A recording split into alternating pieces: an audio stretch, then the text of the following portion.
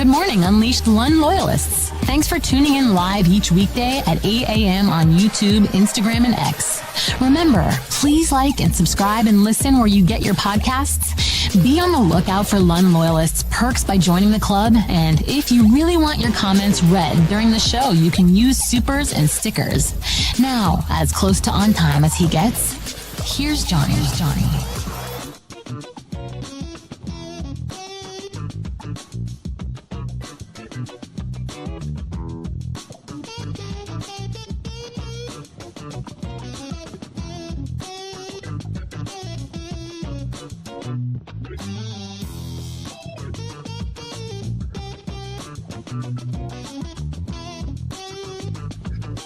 Good morning. Thank you for joining us. I just let you soak in the show cover today. There you go. There's a little Jimmy Butler for you, which I'm as surprised as you that we will discuss today. There's a ton of NFL to get to. You see tongue guy there with, I don't know, what kind of a thing that is. There's Taylor. There's a rabbit hole there. We're not going to rabbit hole like we did yesterday. I'm not trying to spread falsities because that's not happening. We're not doing that like we did yesterday, although I think there was a reason why, and there are still falsehoods when it comes to the Chiefs. Yeah, there. I knew it was going to end very shortly.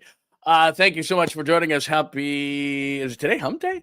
Today is a Wednesday. Today is Hump Day on the show. It is John Lund Unleashed, John Lund Unleashed Pod. Please make sure that you are subscribing to the YouTube channel, John Lund Unleashed Pod. We are live, as you know, around 8 a.m. Pacific time, Monday through Friday. Saturdays, we do a bonus show at 10 o'clock in the morning for everything John Lund Unleashed, the easiest way, rather than giving you all of the things and all of the places where we are, which we're everywhere. But just go to johnlundunleashed.com. We update the website a few times every single day. We have a blog there. We have everything for the podcast and for the YouTube shows. So we update everything every single day. So johnlundunleashed.com is the easiest thing to do.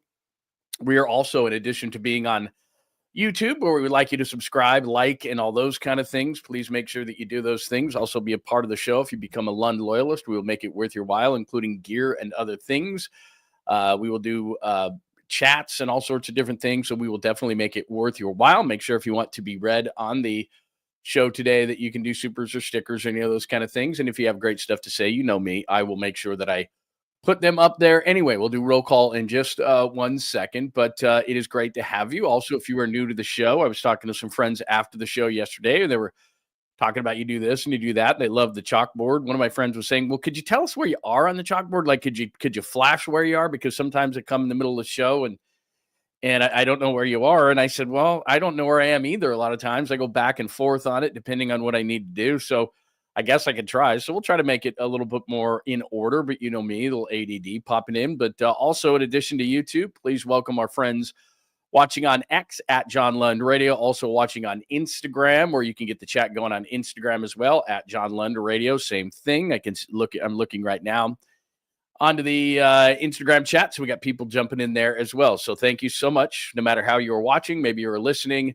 because right after the show, we throw it onto the podcast. We don't throw it. We very carefully set it gently onto the podcast, Apple, Spotify, wherever you get your favorite podcast. So thank you. Also was doing a bit of a tour as well. Was on with my friend Ian Furness in Seattle yesterday. So if you're joining from Seattle, thank you so much as well. So anyway, much appreciated everybody coming in today. We will go over the chalkboard in just a second, but we'd like to say hello to everybody, especially in the YouTube chat. So Tacky is here. Pat H., thank you very much. Jazz Fan is here today. Jacob is here as well. Thank you very much. Hi, Jesus, Vernon, Jake, Hurley Bird. Who else? Esmedeus is in today. I hope I said that right today. 5950, our good friend, is actually 84. Joy is here, which is very, very nice. JJ Rader is here today. Senior softball games. My goodness, man, everybody. Got the whole crew here today. Absolutely, positively great. John Holmes is here, everybody. Be careful. What else do we have? Who else do we have? If I did not say your name, I apologize. We'll get through it at some point. Danny is here today as well. Thank you. Hey-o, which is everybody at the top. And I'm sorry I was a few minutes late. There was one piece of video that I had on my list that I was going to put on the show today, and I completely forgot. And then so at the last minute, I had to do that. Are people not hearing me? What do we got here today? Everybody's good? Are we hearing me? Let me see, because people were saying still no John. What time is it? 8:20. We're at 8:21. Everybody sees me, right? Am I good? It says live. I think we're good. All right. Let's go. All right. Everybody can't hear me. Okay. Let's go down to episode 44. Not down to. I had to go small print today because there was so much going on. So let me start with this. There's thanks, Rabbit Hole 2. I sound like Alex Trebek. Here are today's categories. Thanks, Rabbit Hole 2, more conspiracy. Debo Super Bowl, SB, Marshawn, NFL Mocks, NFL Free Agency, Golden State and Utah played last night. Jimmy Butler revisited Nolan's stories, random caboose. Tongue guy, there's a 2 next to that. And what did I put with them on? An open door. Oh, that's a caboose story. Does that say open door? I believe that says open door. It's supposed to say open door. Anyway, that is what we have on the agenda today. It is a lot, but let me start with a thank you because this is really cool. And I told you this yesterday. I'm not going to sit here and tell you how great my kid is or anything. It's kind of like Facebook. No, like a few pictures is fine. When you start seeing your kid's a genius at 2, it's like, let's slow down the train a little bit. But so at seminal points of someone's life, you want to say, hey, just so you know, this is pretty cool. And then I won't sit here and talk about it the whole time because I think it can be annoying. If you tell me your kid did something great, that's cool. But you don't have to tell me every day, like every step he takes, every move he makes thing. So I'm just going to do this real quick just because people reacted to it. So my son, I told you this yesterday, he got a gig all on his own. He's at Arizona State in the Cronkite Broadcast School. And he says, I'm thrilled to announce that I've accepted a summer writing internship with the Cape Cod League's Brewster Whitecaps. I'm excited to join the squad and look forward to covering the team all summer. He worked extremely hard to get it. He did it on his own. There was a bunch of different teams that weren't returning calls and emails, and he learned a really big life lesson, which is there is a fine line between persistence and annoyance, and I think he walked it perfectly, and he got the gig, and he's going to be on the Cape this summer, which is just really cool. And he's a huge baseball guy, so he's going to write for a team. And this is the Wood Bat League that leads into the draft, and you see a lot of great players come from this league. So it's a really cool moment for him. And so then I tweeted out, very cool. Let's go. Alumni include for this particular team, Billy Wagner, who just went to the Hall of Fame, Aaron Judge, Brent Rooker, Will Smith, Mark Cannon, then current Giants Mason Black, Lamont White Jr., and a friend of mine, of course, FP Santangelo at Fightin' Heinrich back in 1988. So it's pretty cool. It's a pretty cool moment. He called me maybe a day or two ago. I think I told you in the show yesterday, but he was extremely excited. I didn't help him get this thing. He did it on his own, and I was really proud of him. But not only that, as you can look to the bottom, and I put this on yesterday, so there's probably more, but there was like 4,000, 4.5, whatever, 4,500 returns on it, and tons of people that I know and listeners and viewers of the show and everything were like, way to go, really cool. And it just made his day. And because, so it wasn't me, it was just people who saw that I put it out there, and a lot of people connected with him at G Lund Media and said, way to go, kid. People didn't even know him. And it just made his day. So I'm not doing this so much as, yeah, it's a proud moment for me and it's really cool. And he's advancing his career and doing all those kind of things in school and working hard. But it's because people who watched the show reacted to him and made him feel great. And so it's one thing for old dad to say, hey, good job. I'm proud of you. Keep it up. And then it's a whole nother thing on social media for people to reach out to him who don't even know him and say, hey, man, we're proud of you. That's really, really cool. So I don't want to take too much of the show because there's a fine line, I said, between persistence and annoyance. There's also a fine line between saying my kid did something cool, and then it's like, okay, we've acknowledged it, move on. So that's where I think I am. So thank you very much. I want to say thank you to you and everybody else because it made his day for people to reach out who he didn't even know, who said, way to go, we got your back, we're supporting you. That was just really cool. So thank you. That's because of you, not me. All right, let's move on to the rabbit hole. I'm not going to do what I did yesterday. And if you missed the rabbit hole show yesterday about why, and this was not me, it was actually, I was being forced to do this, why Kansas City is great. And so I'll just revisit this quickly. Sorry, wrong one.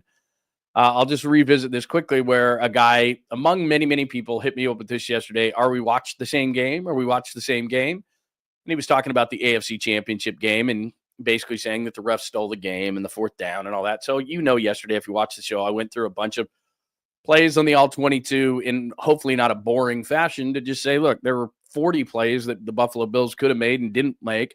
And so there's not a conspiracy theory. And I was going to drop it there and I wasn't going to bring it up again. But then I read last night / this morning, Dean Blandino, who along with my friend Mike Pereira are the preeminent people on TV in terms of talking about officiating. And then you see in the New York Post this morning, former NFL rule czar Dean Blandino, my brother, is convinced I'm part of a Taylor Swift referee conspiracy to aid the Chiefs. And so even members of families of people like this, or Dean Blandino, who's been involved in the league for years and years and years, are going, I know there's a conspiracy theory for the Chiefs. And as I explained to you in great detail yesterday, almost in a nauseating fashion, and I know you were screaming for me to stop, and I won't go down that road again. And I'm not going to go down the same road to say how great Kansas City is, because I already did that. It's annoying after a while. So I'm not doing that. It's just my point is that here, this guy who is involved in the league and is probably going to Thanksgiving and all sorts of dinners and family events to say over and over and over again that it's not a conspiracy. And here's why. He still has members of his own family who think it's a conspiracy theory that a random city in the Midwest would be the conspiracy capital of this league, of this multi-billion-dollar league, and not a place like New York or LA or Chicago or San Francisco, the major markets, where if you look at it right now, like let's say the NFL wanted to have a conspiracy theory. Why do both teams in New York suck? Like, let's not let the facts get in the way, but New York is the number one media market in the country. Wouldn't you want the Jets or the Giants, at least one of those teams, to be good? What were they this last year? Complete and utter dumpster fires. What have they been for the majority of the last 10 years? That. They've been absolutely awful, both those teams. So if there was conspiracy theory in the league, wouldn't you think that maybe both New York teams wouldn't suck all the time and could be complete dumpster fires? Okay. LA, the Rams, they won a Super Bowl a few years ago, and that's media market number 2. They're okay. They're not overly compelling. They got an interesting head coach. Stafford's kind of cool. Whatever, pretty good defense, but they're not overwhelmingly anything. The Chargers get Jim Harbaugh. That's kind of neat, but they haven't been relevant as far as trying to win a championship forever. When's the last time they were in the Super Bowl? 94, and so we're complaining about the Niners. What's market 3? Chicago. What have the Bears done in the last number of years? Nothing. Wouldn't you have think that if there was a conspiracy theory and they had the 3rd pick, which turned into the 2nd pick because of the trade with the 49ers, that maybe somebody whispered in their ear, Mahomes is pretty good. They took Mitch Trubisky. 4th largest market in the NFL is San Francisco. When's the last time we won a Super Bowl here? 1994. It's what, 30 years? I mean, I can go on and on. What's media market number 5? Dallas. How are the Cowboys doing? They doing pretty good? Jerry Jones, Dallas Cowboys, are they good? I'll double check. Nope, they weren't in the playoffs. So that's the top 5 media markets in the country. New York, LA, Chicago, San Francisco this last season, not so much. Haven't won a Super Bowl in 30 years. And Dallas is media market number 5. If you were going to have a conspiracy theory, you would probably do better in the major markets, right? Like if you were going to write these scripts that everybody's talking about, the NFL is scripted.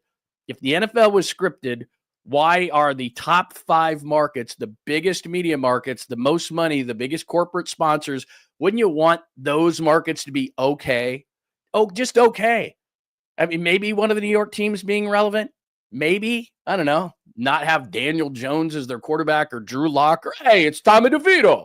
Like somebody like that. Wouldn't you want anybody out of those top 5 markets to be pretty good? It's just me. And Philadelphia is a large media market, and they're in the Super Bowl, so there's one. But the top 5 media markets in all of the NFL, either really, really bad or in maybe the Rams case, the best team of the bunch, just okay and not overly compelling. So anyway, that's just another. I don't mean to go down the rabbit hole. I didn't want to go down the rabbit hole, but when you see stuff like that and you say, okay, I get it, and we get emotional and we start drinking and we're watching the games and everything's about Patrick Mahomes and Kelsey and pop singers and all that kind of stuff. But the reality of it is, and Taylor Swift, the reality of it is, if you were going to have a script, if you were going to have a rabbit hole, if you were going to have a conspiracy, one of the top 5 markets would be relevant. And remember, in the case of LA and New York, there's 2 teams in those markets, and they're not overly relevant. And especially the largest media market, nothing is relevant about those 2 teams. Okay, I stopped, but I'm sorry. I just wanted I just had to kind of do that a little bit, one more. So that's rabbit hole, and I'm going to try to stay up because my buddy yesterday said, well, I never know where you are on the chalkboard. So, okay, we acknowledged it's episode 44.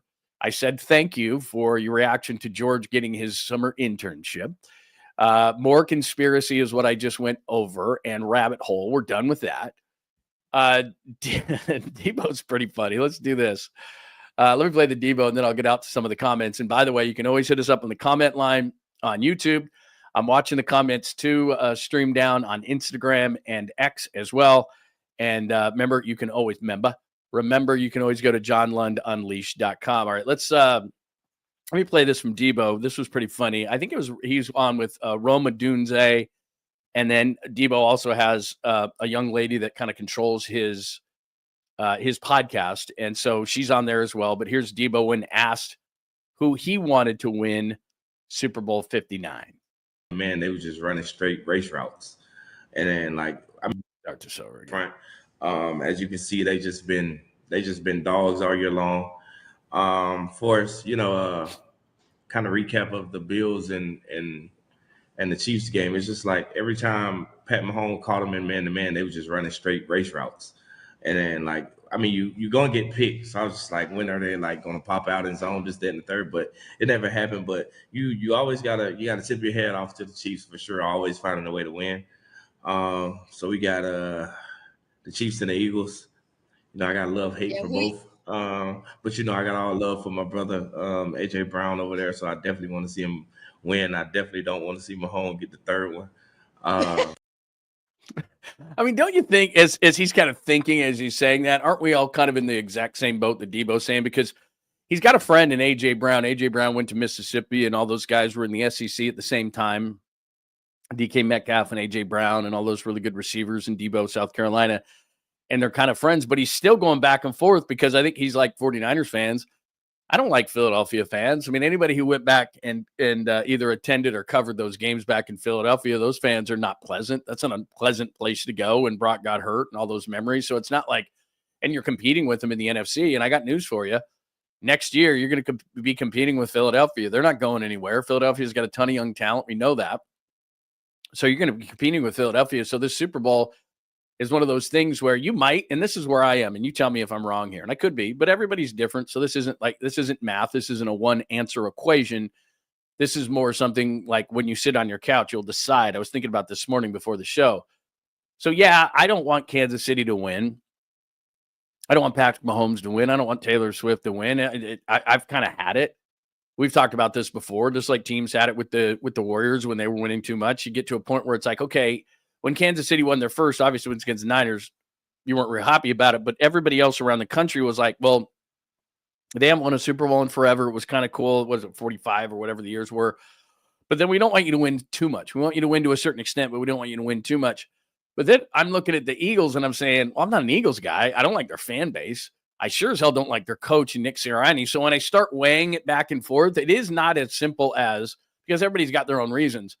But it's not as simple as, well, Kansas City keeps winning and they're obnoxious and I've had it, and Taylor Swift and Kelsey and Mahomes and all these different things, and I'm sick of it. So I'm just going to root against Kansas City, not for Philadelphia, but against Kansas City. And I'm starting to weigh out now. I know I'm overthinking this whole thing is, well, I don't like Nick Sirianni and I don't like the fan base of the Eagles. And I'm not a big, there's a lot of different things I'm really not a fan of. And they are, let's be honest, if you're sitting there as a 49ers fan sitting in the Bay Area this morning, which a lot of our listeners and viewers are, that's a much more of a Chief rival than what the Chiefs are. Now, I know that they've ripped your heart out as a Niners fan, and maybe that's where the bottom line is to this whole thing for you, where, look, they've ripped our hearts out twice in a Super Bowl that we believe we should have won if you're a 49ers fan. So I get that, and that may override everything.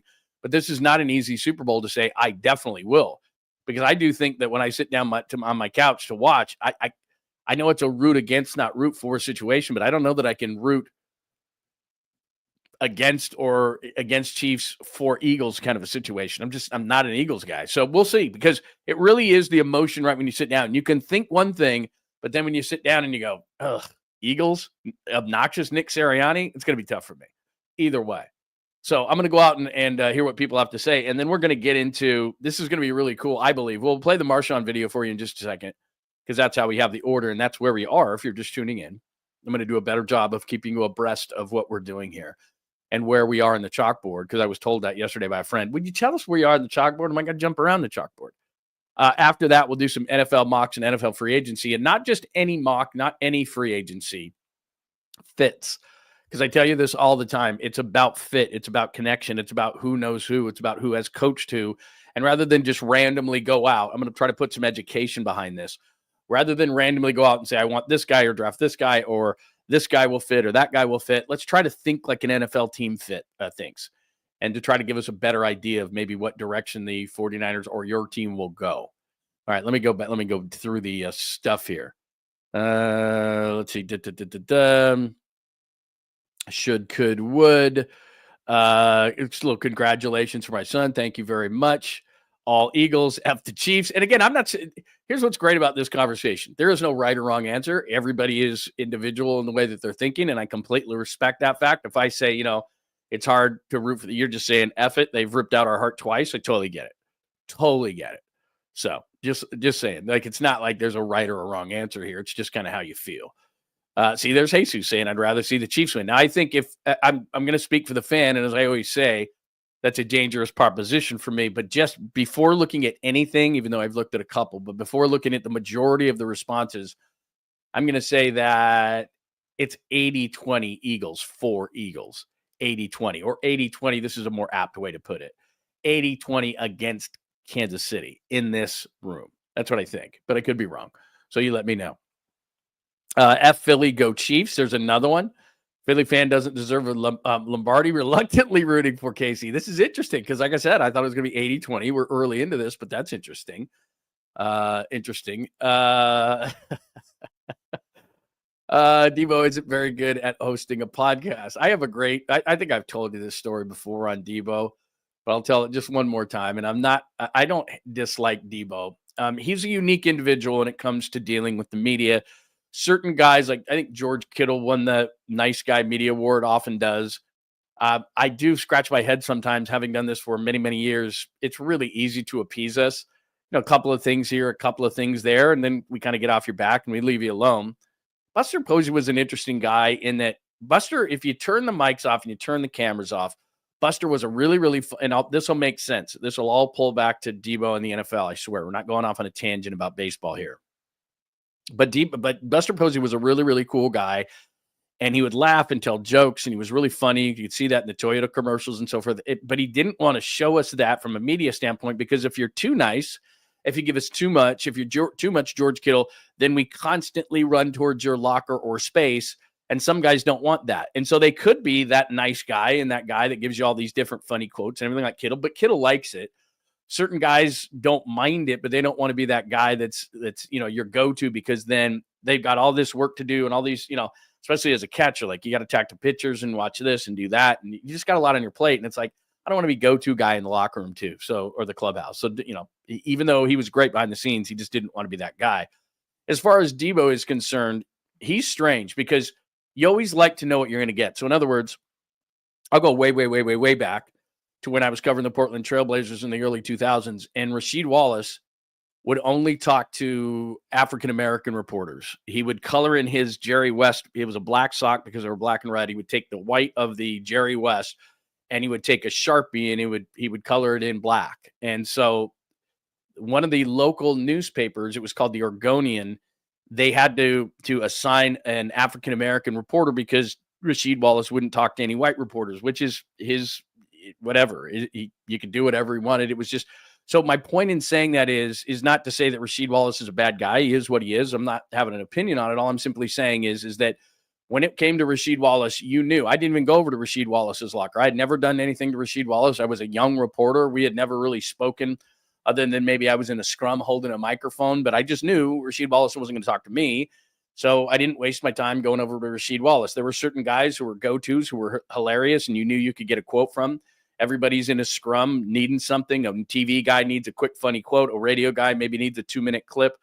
A columnist is looking for a certain angle that he's writing on that specific night. So it was just, and you knew where to go.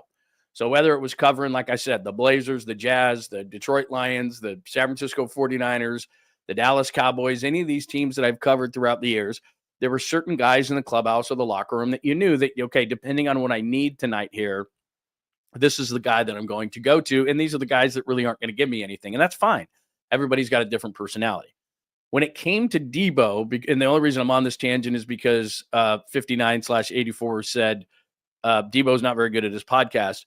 Certain guys are, and certain guys aren't. And so we were at first of all, he's, sometimes you could get a lot of great stuff out of Debo. Sometimes he's in a bad mood and doesn't want to talk to the media at all. That's just how Debo is.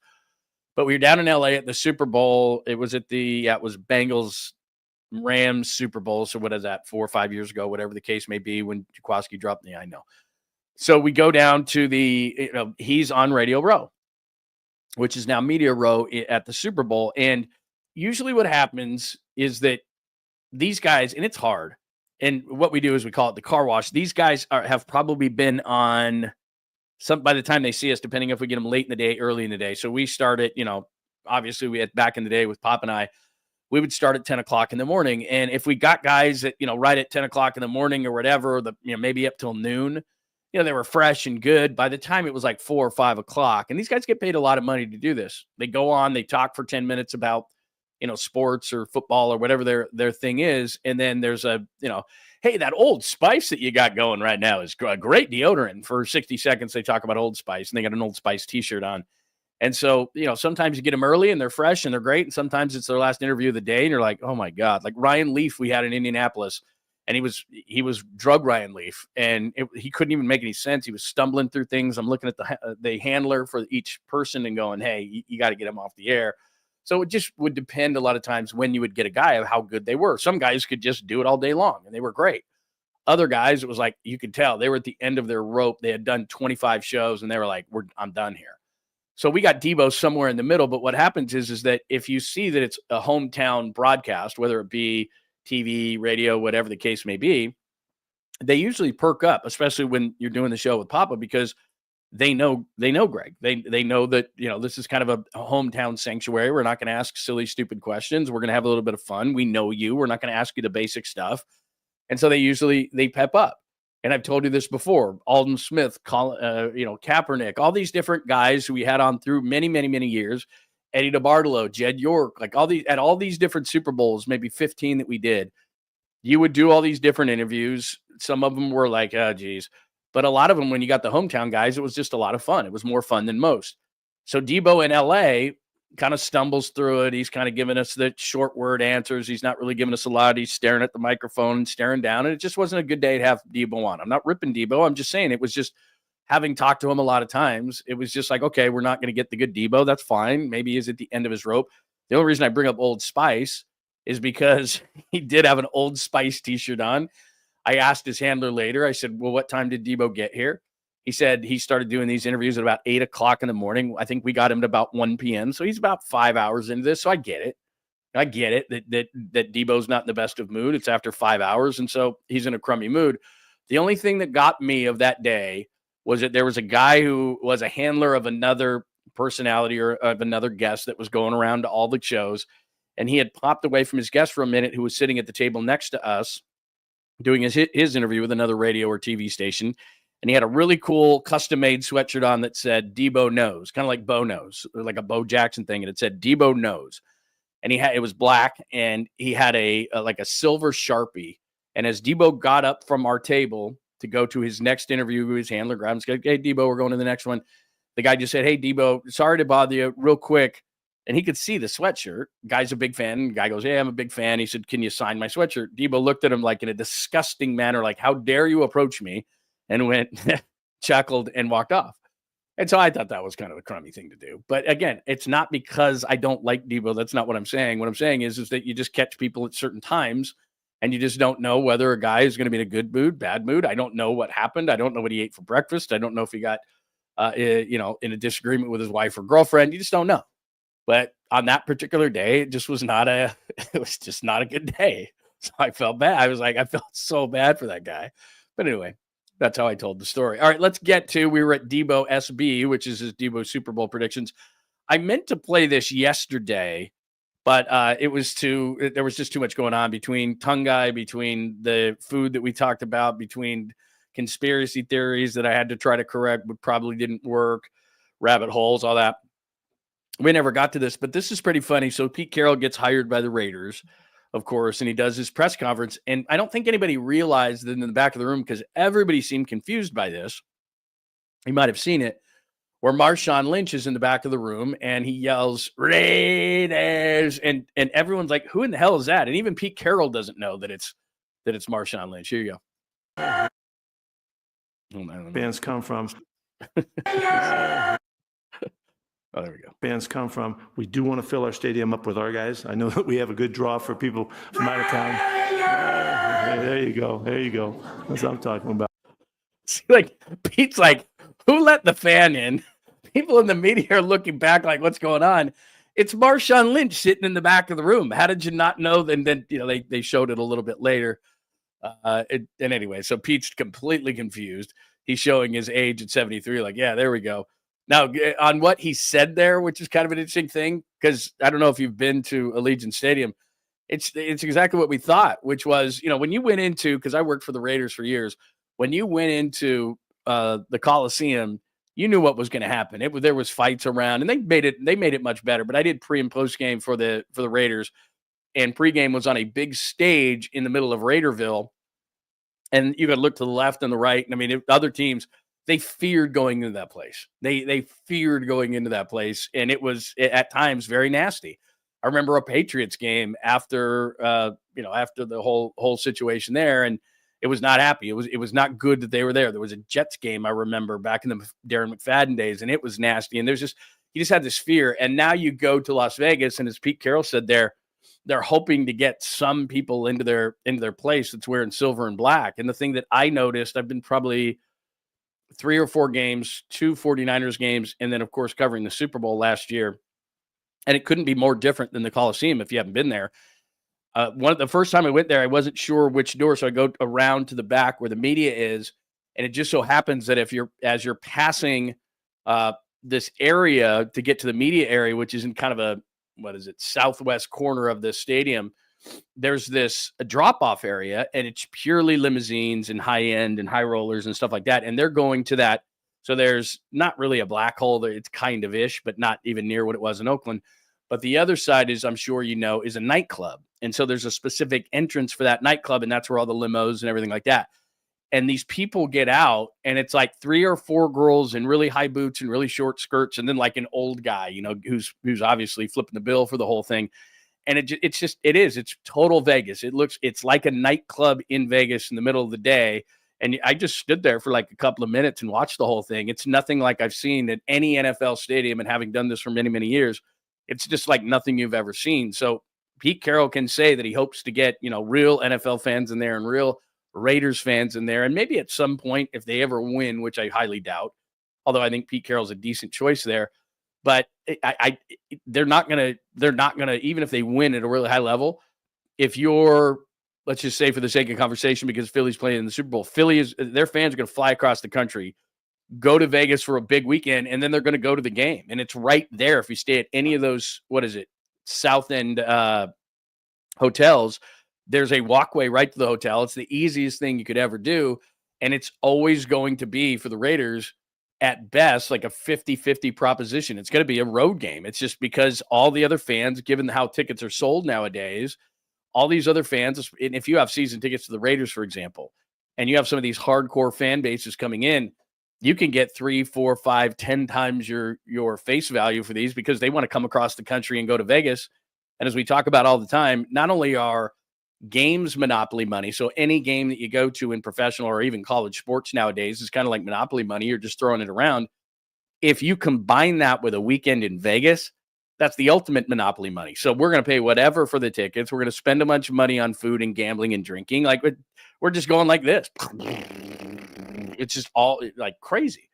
So you can make a ton of money. So especially for teams not winning, but even if they are, it's like, look, in one weekend of a team with a hardcore fan base, Pittsburgh, the 49ers, they dominated that stadium in the couple of games that I've been there with the 49ers and Raiders. Any big time fan base is going to pay whatever it costs, and they're not going to get fans. They're not going to get their fans in the building like it used to be at the Coliseum. I don't know if you care about that or not. All right, let's get to this. Let's get to some free agent talk, because it obviously the Super Bowl is the big thing, and we'll certainly do a ton from the Super Bowl next week, and we have correspondence and doing all that kind of stuff. So we'll get a bunch from the Super Bowl. But obviously, for the majority of the teams that are around now, it's all about free agency. It's all about the draft. It's all about that stuff. So yesterday, amongst all the things we talked about, I popped up a couple of the mock drafts like Daniel Jeremiah. Tuesday is generally mock draft day, so there's tons of stuff. So, for example, I'll just go back for a second. So this was yesterday. There's Daniel Jeremiah, who I have a ton of respect for. Armand Membu, who is a 6'3", 315-pound guard/tackle. I doubt they take that, an offensive lineman in the first round. That's not what the 49ers do. You and I had that conversation yesterday. But then it comes out on ESPN, and this is where it gets fun, right? This is where it gets fun. Their top 50 free agents came out on ESPN.com.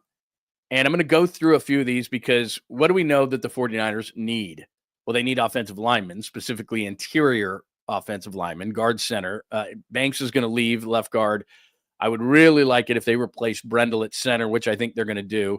If you want McKivitz replaced at right tackle, it could happen, but it's doubtful. It looks like Trent's going to come back. And obviously you have Dominic Pooney. So if you want to be that team, and we've talked about it a ton of times, if you want to be that team that is going to road grade other teams like Philadelphia does, like the Rams do, like teams in like the Lions do, the top of the NFC, and you want to run the ball, stop the run, and punch people in the mouth, then you better start in the trenches. We have talked about that a million times. So this is actually, I hadn't really looked at the free agent class. This is actually a pretty good free agent class as far as the 49ers. And before we get to that, I know what is in the back of your mind right now. Whoa, Lund. Have you forgotten that there is a financial element to all of this? And the 49ers have to re-sign Brock Purdy, and they want to sign Dre Greenlaw. And, there's guys they need to re-sign, but it starts with Brock Purdy. They're not going to have any money, Lund. You're crazy.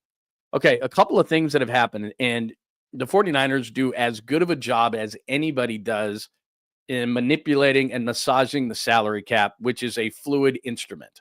All right. It's a moving organism is what it is. And so what they did, if you miss it, is because they were planning for Brock Purdy, because they knew that this was going to happen, and because a lot of people in the NFL who are already singing the demise and celebrating the demise of the 49ers. And again, this, and this is one of the reasons I did what I did yesterday in defending the Kansas City Chiefs. If you're new to the show, I realize that I'm sitting in the Bay Area, but I'm not. It's not my job to be a homer. It's not my job to pull out pom-poms and go, woo, woo, woo, go, go, go. That's not my job. What my job, I think, to you, and what I owe you for taking the time to tune into the show, view the show, listen to the show, whatever platform you're using to get to us, is that I owe you the truth. I owe you the way I see it. I owe you, because of my experience and the people I know and all these kind of things, to give you as best of the truth as I can. And then you can decipher it however you want. So here's the deal. They do a great job in manipulating, massaging the cap. They rolled over $50 million to this year's cap, which is tremendous. Very smart. They know what they're doing. They're one of the better teams at it. So they have the most money to move over from year to year, which you can do in the NFL. So they start with a $50 million head start, which is really good. I was going to say pretty good, which is really good. It's number one in the league. So to say that they're not going to have any money now, are they going to be first-day spenders? Are they going to go after Javon Hargrave for $80 million? And I'm just saying Hargrave because a couple of years ago, they shocked us all on the first day of free agency, where normally the teams that are really bad because they drafted poorly, so they didn't re-sign those guys. So now they have a bunch of money, and now they re-sign free agents and give them tons of money, and they still stink. And people go, how did they sign all these guys? Why do they still stink? Because you're going out on the first day, which is not what the best teams do. So the Niners are not going to do that. I'm not saying they have that kind of money. But what I'm saying is that they are not going to be hamstrung. They are not going to – it's not like they're going to say we can't sign anybody. And remember, you know this too, but I'll just remind you that Brock Purdy's deal is not going to go 50, 70, $80 million. It's going to go probably 15 or 20.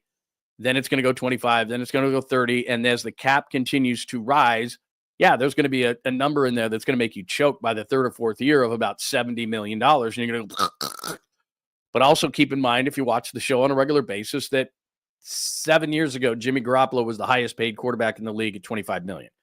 If you had said that, and when Patrick Mahomes got 45 or 50, everybody freaked out, and he's actually underpaid.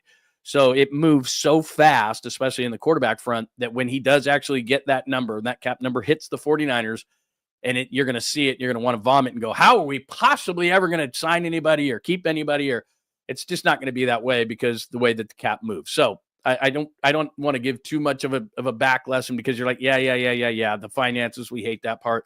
Just tell us who we're getting. Totally understand that. But I just want you to know that they are not hamstrung to the level of they can't do anything just because they're going to take a guy who was making $1 million. And at least in the first year, it's going to hit the cap at maybe 20, which is still a big increase. So with that as the backdrop, let me start here. And this is not a 49ers related situation, but let me just start here, which is this. Sam Darnold to me is intriguing. Is he coming back to the 49ers? No, he is not. But the only reason I bring this up is if you see the rank, this is ESPN's top 50 rank, and they put Darnold 6th. He's intriguing to me in that he, I think, is going to go probably to the Raiders, as we just said. It doesn't sound like he's going to go back to Minnesota, which I think is a massive what's the exact term? It's the wrong move for Minnesota, but that's great for the 49ers. I think they're going to bring in J.J. McCarthy, who's unproven. And as you see, Jeremy Fowler says at the bottom there, Baker Mayfield range is about 300. So the Raiders and Giants, he's not going to the Giants. You think that Sam Darnold, who got out of New York and it ruined his confidence, is going to go back to New York? I just don't see it. So I could see the Raiders, and with Pete Carroll, they're going to try to run the ball, and I could see Sam Darnold being fairly successful there. So that doesn't have to do with the 49ers, but it does in the sense of if Minnesota is going to let him go at age 28 in his prime and go J.J. McCarthy, I think they're going to take a step back. That's the only reason I bring that up. All right, so let's go into free agents that would make some sense for the 49ers, both in a position of need. And as I said, I'm not just throwing darts against the wall. I love this guy. I love this guy. I love this guy. Let's try to think a little bit deeper, which is there a connection with certain guys who would fill a need? So let's think about it. Guys who have played here, guys that the team has gone after in the past, guys who, you have certain agents who would have a relationship with the 49ers. You've got Robert Saleh coming in. So are there any Jets maybe that he coached? Because remember, where'd the special teams coordinator for the new special teams coordinator for the 49ers come from? Brant Boyer. He came from the Jets. Who used to coach the Jets? Robert Saleh used to coach the Jets. You know that. So there's a big reason why Brant Boyer is the special teams coach of the 49ers, because Robert Saleh came in and said, hey, Kyle, hey, John, hey, powers that be, this guy's really, really good. He survived 3 regimes in New York, different ones, and nobody can do that. So obviously he's good at what he does. So that was a connection, and therefore he's the special teams coordinator of the 49ers. And had they not known him, I doubt he would be the special teams coordinator of the 49ers. So that's how it works. So let's start here. Khalil Mack is a guy that the 49ers went after. And actually, before he was traded to the Bears all those years ago by John Gruden and the Raiders, and John Gruden said, you can't have 2 $20 million defensive linemen. Okay. Khalil Mack was a guy that almost, except for Mark Davis, would never trade with the 49ers, but he'd be a guy that the 49ers had talked to. No, and I know that he's going to be 34 years old, but in terms of a guy who could be across from Nick Bosa and not only give you sacks, not only give you an edge setter, which they absolutely positively need in the run game, and they haven't had, and this guy can do it all in one, and you could move Khalil Mack to the inside on passing downs to create that NASCAR package. So Khalil Mack's on the inside, big and strong on passing downs. Leonard Floyd goes on the outside in those kind of situations, and Nick Bosa is across from everybody. And so whether Khalil Mack is what he used to be on the Bears or the Chargers or the Raiders is not really the point. As you see, he had 6 sacks and 41 pressures this season and has 107.5, as it says right there on the graphic. You have to account for him, and you don't always have to account for guys. That's almost as important as what they'll do on the field. You have to account for Khalil Mack. Now, will Khalil Mack cost a ton of money? I don't think so at the age of 34. So you've got to put all these things together. Probably a short-term contract, wants to get some money up front that's guaranteed. The 49ers can absolutely do that, and they went after Khalil Mack once. They know Khalil Mack's agent, and I think that the 49ers, this would make a ton of sense. 34, good player. He can play all 3 downs. He's a great guy to have in your locker room, and across from Nick Bosa. And remember, Joey Bosa knows Khalil Mack. Khalil Mack knows Nick Bosa. So there's a connection in a lot of different ways for Khalil Mack. And I'm sure Khalil Mack, at the end of his career, having played for a bad Raiders team, a bad Bears team, and a Chargers team that has just been okay, would actually like to end his career with an organization that he believes could get to a Super Bowl. And I know that they didn't even get to the playoffs last year, But if you go back to JohnLundUnleashed.com, you can see all the reasons I believe that the 49ers will bounce back. And again, not in a homer fashion, but from the easiest schedule to 2024 rookies getting better, to Robert Saleh coming back, to a new special teams coordinator, to health, to all these different things, I think the 49ers are going to win the NFC West. Now, does that mean they're going to get to the Super Bowl? No. But it does mean they're going to have a chance. They are a good organization, and I can see Khalil Mack going, you know what?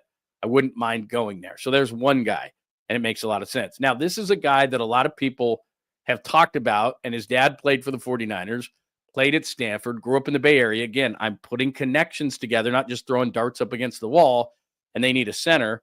So here's Drew Dalman, 27th on the list of the top 50. He's only 26 years old, so he's a guy that definitely you could have for a number of years. Continuity along the offensive line is important, especially at the center position. So 6'3", 300, he's not the biggest guy, but as they say, best suited for the zone run game. What do the 49ers run again? Please remind me. Oh, a zone run game. And look at his pass block win rate, 95.1%. What did the 49ers struggle with, and what does Brock Purdy struggle with? Middle pressure. Why? Because Brock Purdy's not very big. What do you not want to have when you have Brock Purdy as your quarterback? Middle pressure. Drew Dalman wins 95.1% of the time, 9th among centers. Dad played here, went to Stanford.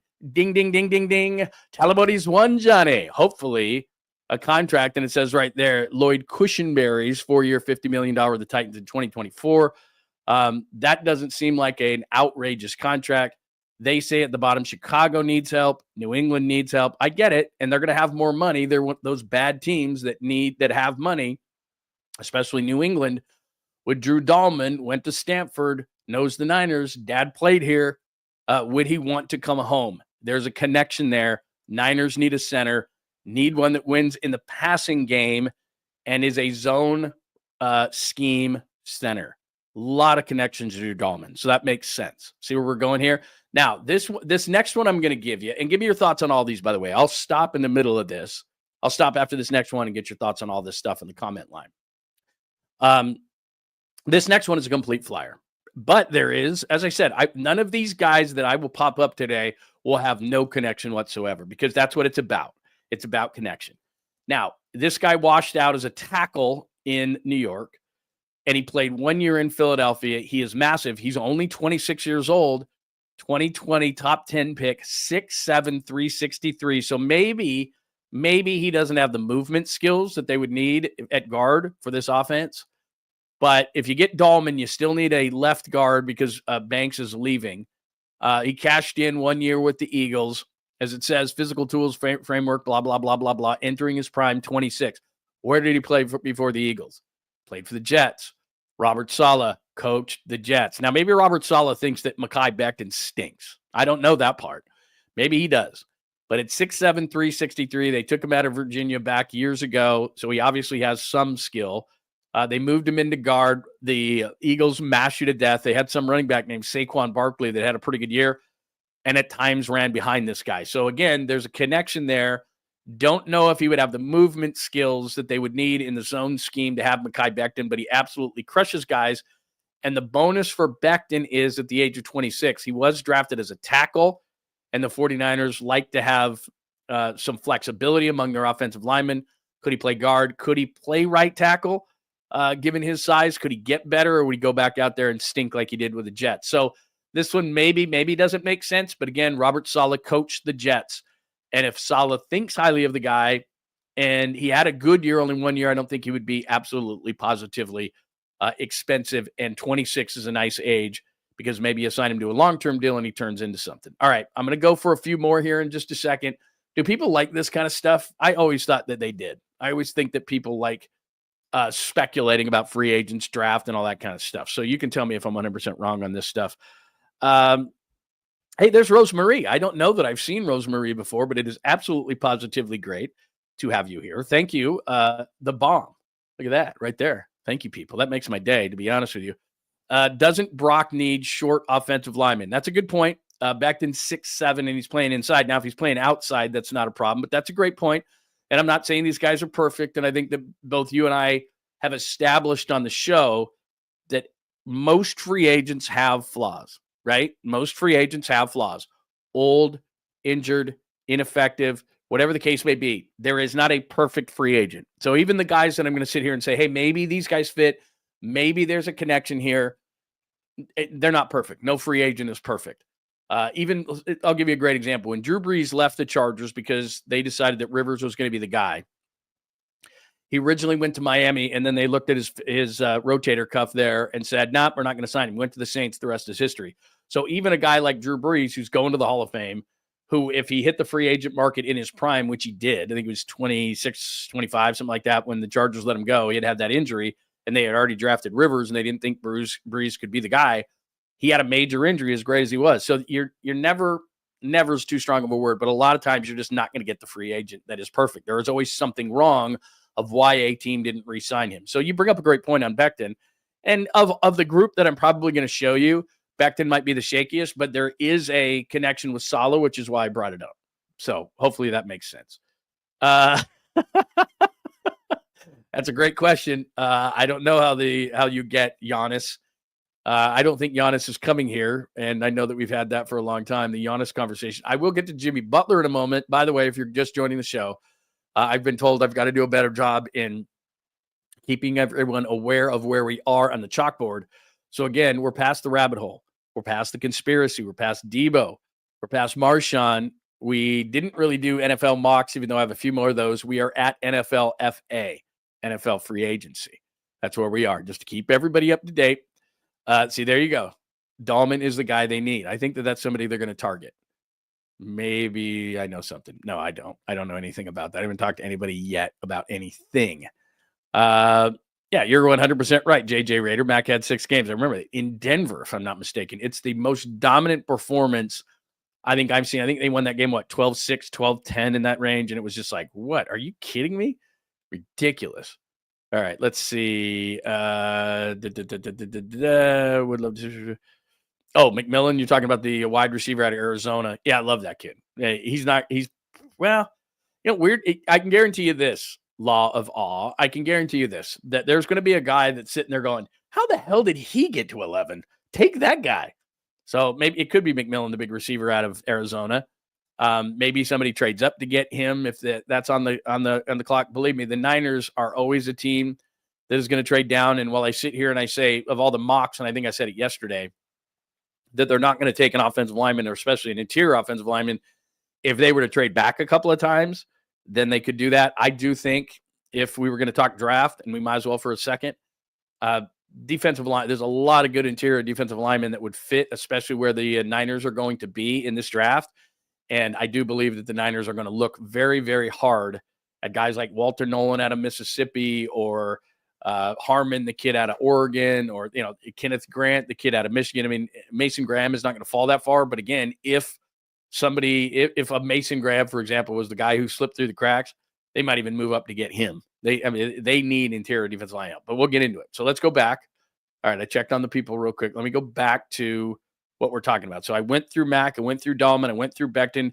This guy I'm not as familiar with, but given the situation, and we all want Dre Greenlaw back. I get it, all right? I love Dre. Talking about guys in the locker room, Dre is always cool. Dre is always energetic. Dre is always positive.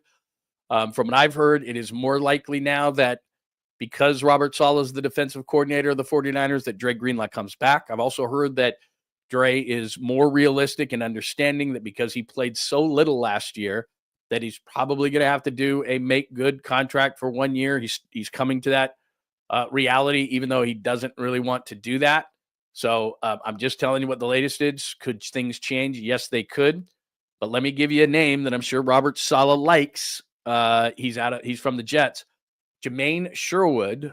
He's only 25. And remember, this team needs to get more athletic, younger, faster. That's part of the charge for this season in the offseason, especially defensively. So it says trending up, 154 tackles, 10 tackles for loss, 3 pass breakups to the Jets. It's nice production.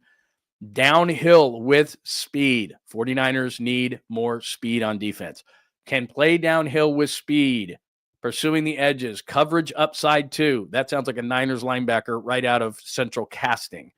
3-down player. Special teams coverage ability. Were they bad in special teams this year? I forgot. Oh, yeah, they were the worst in football. and his best football is ahead of him. Now, maybe somebody's going to snag him. Maybe somebody's going to overpay him, but that sounds like central casting of what the 49ers need. Speed, production, downhill, special teams abilities, 3 down, can cover, 25 years old. I love Fred Warner. I do. I love Dre Greenlaw. I do. But this guy at 25, I know people are going to get mad at me over this because Dre brings so much to the table. But this is a guy that Robert Saleh had with the Jets. I'm sure Robert Saleh likes with the Jets. It says 3 different personnel evaluators brought up Sherwood to me. Blah, blah, blah. Watch for Atlanta. Features a lot of former Jet staffing, or San Francisco, where former Jets coach Robert Saleh. You know that. So there's a name to put in the back of your mind that nobody's really talking about. But as much as I love Dre Greenlaw, and I do, and as much as I love Fred Warner, and I do, both are getting older. Both are getting slower. Both are, I'm not going to say this in Fred's case. He's not in his prime, but he's pretty darn close.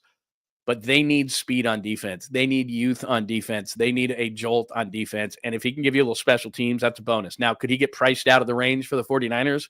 He certainly could. But that's a guy to keep an eye on right there that I don't hear anybody talking about. And there, again, as I talk about often, is a connection with Robert Saleh. Rather than just throwing things against the wall, there's a connection there with Robert Saleh. Let me give you 2 more. 2 more, and then we'll move on, and you give me your thoughts on all this stuff. This is the top 50 list from ESPN, and on the chalkboard, we're on NFL FA, NFL free agency on the chalkboard today. James Daniel. The reason I bring up James Daniel is this. Big, strong. He's probably 6'5", 330. But see the part right there that would probably give a lot of teams pause. A torn Achilles suffered in week 4, pushed Daniels down our rankings. Run blocking upside. Win rate weeks 1 to 4, 82.7, ranked second behind Quentin Nelson, who is one of the best guards in the league. 3 seasons with the Steelers, a pass blocking win rate of 93.1. So he does both. He can mash you in the run game. He can protect the quarterback in the pass game. And he's only 27 years old. Again, guys in their prime. That's who win championships. Guys in their prime. So when I look at the Warriors, for example, I see a lot of young guys. I see a lot of old guys. I don't see 27-year-old guys. When I'm the 49ers and everybody wants to tell me from a national standpoint, they're too old. They're too old. They're too old. Well, look at the age of the guys that I'm popping up here. James Daniels is 27. Sherwood, the kid I just showed you, is 25. Becton, another guy I showed you, is 26. Dahlman, a guy I showed you, is 27. Mack is older, there's no question. But what they need here is an infusion of athleticism, youth, and guys in their prime, because that's who wins championships. You can have older guys, you can have younger guys, but the majority of, and if you look at all the sports, this is how it works. It's kind of like, the 3 bears. There's too cold, too hot, and just right. 27 years old is just right. And you need more of those guys in your roster than you have at this particular point. And if you have a win rate run in the run game and a win rate in the pass game, I like you. And the torn Achilles might actually work in the Niners' favor, because James Daniels normally in the prime of his career like that would be priced out of the 49ers range. So maybe you can go to this guy and go, dude, we could use you. Could you imagine a left side of Trent Williams, James Daniel, put Dahlman at center, Pooney's your right guard? Now, you can complain all you want about the right tackle, and that's fine. I have. But if you have those guys and you've just plugged guard and center with Dahlman and Daniels, Trent comes back, Pooney's an all-rookie guy, now you can start running the ball again. And with the torn Achilles, maybe, just maybe, you get a discount on that kind of a guy. And we'll go back to the beginning if you just joined us. Because Brock Purdy is being signed to a big contract long-term, does not mean that the 49ers are going to be hamstrung. They rolled over $50 million from last year to this year because they knew what was going to happen.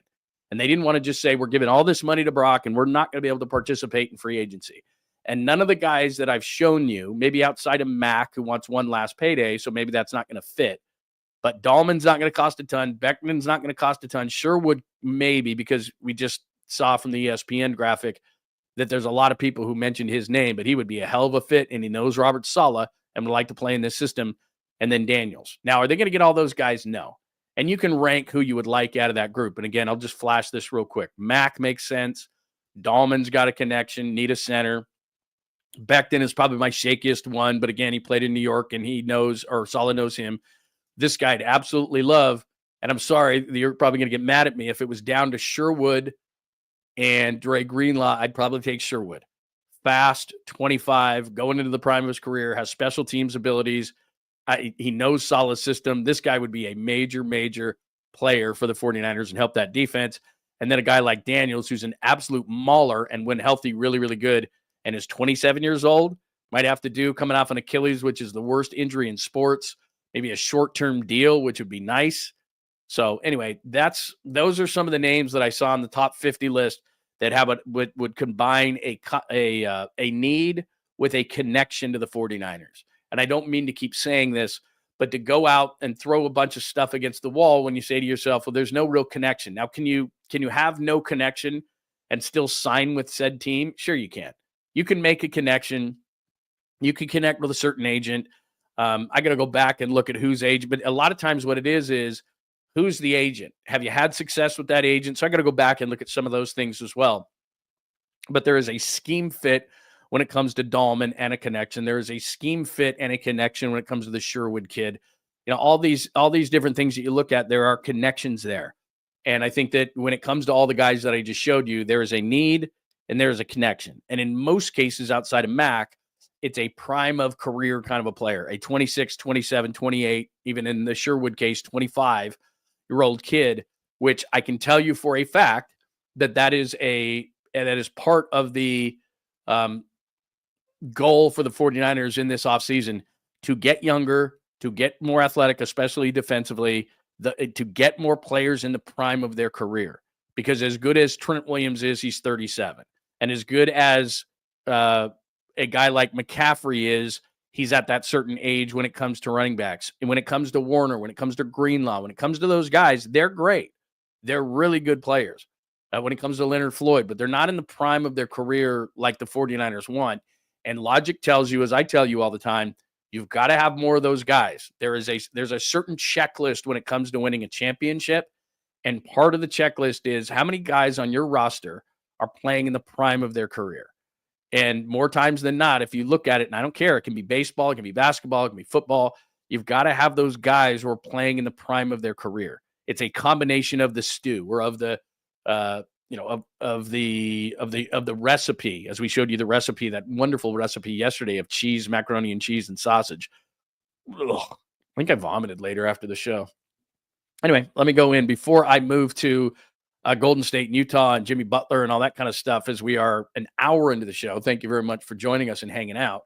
Let me see what people thought of that, of the conversation of who you like. And if there's somebody out there who you like, and I didn't put them on there, I just looked at the top 50 and I said, okay, here are some connections here that make sense. And later on, I'll pull this out. I'll pull this segment that we just did out, and we'll save it for later and see how I did. I probably went over, but we'll see. I hope I did a little bit better than that, but I feel like I haven't reached my prime yet. Me too. I feel the same way. Like people want to, put me out the pasture. It's like, I'm not even in my prime. Let me see here. That's our good friend Steve. The Niners have had too many good players leave through free agency. Yeah, look, they're going to lose. I'm glad you brought that up, Steve. They're going to lose Charvarius Ward. That's a guarantee. His wife has PTSD. They're likely going to lose Talanoa Hufanga. He's going to be too expensive, unless the market is not going to materialize like I think it is. But Xavier McKinney seems to be the comp for him, the Packers safety.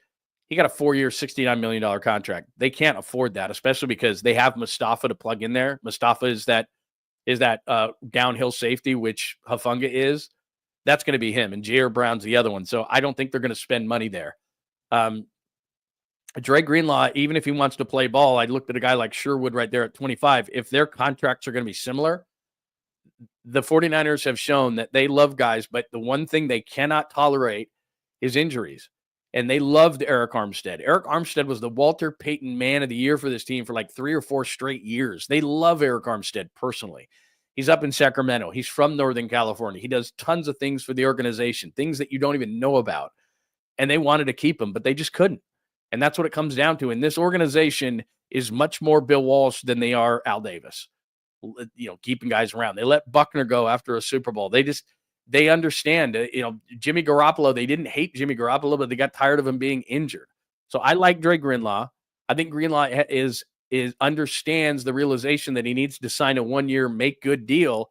But if they can't come to a realization before free agency starts to where they're trending in the right direction with Dre Greenlaw, they're going to go out and they're going to look at that kid from the Jets that I just showed you. It's just a fact. Hi, Philip. Yeah, I don't have any Giant stuff for you today. And this is and thank you so much for asking the question. We've said this on the show many times. What I'm trying to do is have the best topics every day. And as you can see, I had to use small font there because there's so much going on the chalkboard that there's just nothing going on with the Giants. And I think I was on with Krug Show yesterday and he was going on a rant about it. And I'd love to talk about him, but because I'm not on the flagship of the Giants anymore, I'm not forced to talk about him. And they're just not doing anything. And it's frustrating. And I understand that. So I'll acknowledge that part of it. But when something's going on, believe me, I'm going to talk about it. But I won't do this. I won't come in here every single day and bitch and moan that they haven't signed anybody.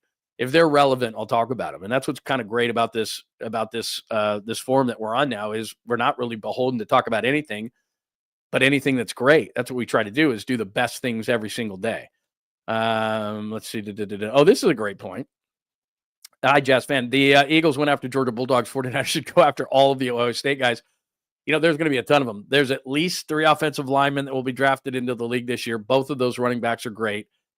Jeremiah Smith, the wide receiver, is only a freshman, so he's going to be up for auction, really, I think Oregon, I think a lot of teams are going to go after him and pay him a ton of money. But the other wide receiver is going to come into the league. Defensively, they've got the big Tyler Williams, the big defensive lineman, 44, the edge guy. They have a linebacker or 2. They have at least 2 safeties and a corner coming out that are really good. Yeah, there's going to be a ton of Ohio State guys that are going to be into this draft. We'll see. But yeah, my God, the Eagles it's just been Georgia. So crazy.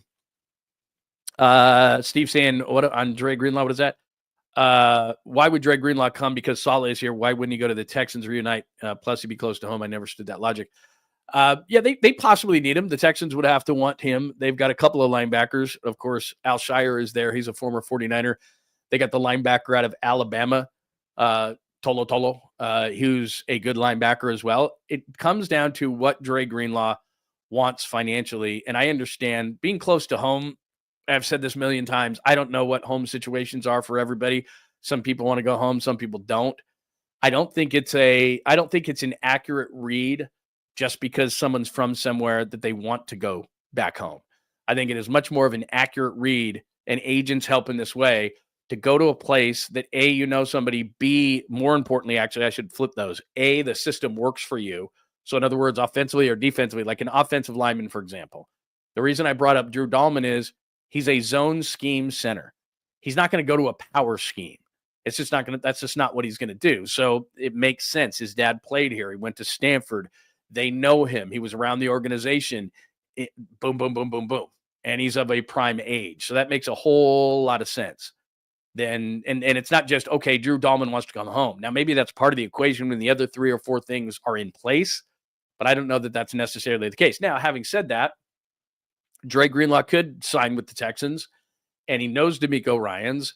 And one of the first things out of his mouth could be, hey, it's cool to be close to home. So, yeah, I think that's a perk.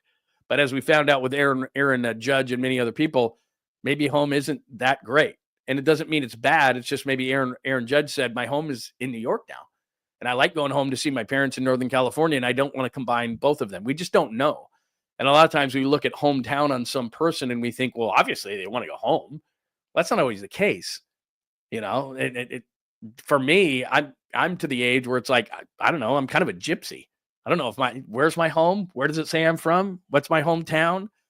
Like I'm originally from Los Angeles. I was born in a hospital in LA. Do I want to go home to LA? My family isn't there anymore. I have lots of friends who moved to LA, but not necessarily that were like childhood friends of mine. It's, if I went back there, it wouldn't be because that's home to me. San Diego's a really cool place. Southern, that's kind of a neat, I like the beach and everything, but it's not because it's home. So yeah, I think a lot of times, especially when it comes to sports, let's throw me out of it. What does it matter what I like or think?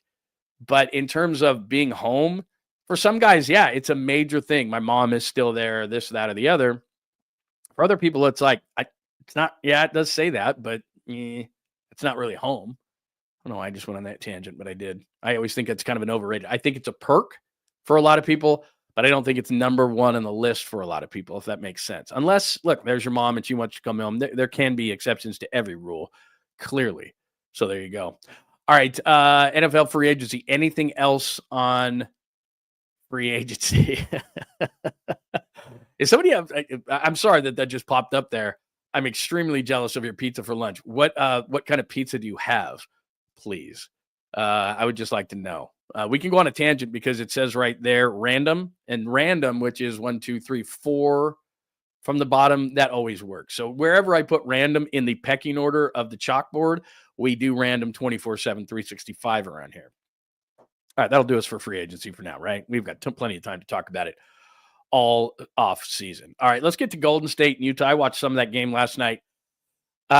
You know that Steph Curry must be banged up because the Warriors hate resting him at home. So no Draymond Green, no Steph Curry last night. I felt bad for fans who went to the game last night. The Warriors tried to rest him on the road, but clearly they had to. So I'll acknowledge that they played a game last night. I'll acknowledge they won. Utah is a dumpster fire of a team right now. They're not very good. They were down a little bit early, and then they ended up winning the game. But my reason why I put Butler up there is, let me explain. I want to get your thoughts on this whole thing. So I think I have a little piece here that I can pop up on our screen so it can be impressive for everybody. Miami. Oh, no, shoot. You know what? I got to go back to the Niners. I'll do that in a minute. All right, here's this. The Miami Heat have suspended Jimmy Butler without pay for an indefinite period, fewer than 5 games, blah, blah, blah. Walked out of the team shoot around Monday ahead of its game against the Magic. There's the statement from the Heat. You're probably sick of Jimmy Butler talk, but there's a reason, as we talk about on the show. We don't just use filler. It's an hour 12 into the show. I could do 4 hours. I could do 3 hours. I could do 45 minutes. We normally do at least a couple hours on the show to make it worth your while to tune in. But if there's no reason to talk about Jimmy Butler, it's unlike the radio. This is what's different, and I love it. I don't talk about Jimmy Butler. In fact, we've talked about Jimmy Butler plenty on this show, and I never thought it was anything that was ever going to happen with the Warriors. And I still don't. But here's something that has kind of changed, and the only reason I put that up on the screen there is because Jimmy Butler has been suspended, and it's getting to the point where when it first started, these rumors to Jimmy Butler to any team in the NBA, when it first started, in regards to the Warriors, it was maybe Kuminga or maybe Wiggins or maybe Podziemski and maybe X amount of picks and maybe all these things to make it work. And maybe you got to throw in Looney or GP2 or all these different things to get Jimmy Butler. The reason I popped that up on the screen right there is the Miami Heat have, and I know this is impossible, but I'm going to just use it for effect, less than 0% leverage here. They have no leverage, negative leverage. You can't have negative leverage, but I'm doing it for the effect, which is he has alienated them to such a level. And I told you this months ago. This isn't about Jimmy Butler wants to win a championship. Jimmy Butler is he's a dog. He really wants to win. No, he doesn't. He wants a contract extension. He's 35 and he wants money. And as we often talk about on the show, everything is about money. Everything's about money. So Jimmy Butler wants a contract extension. Pat Riley has told him to pound sand on many occasions.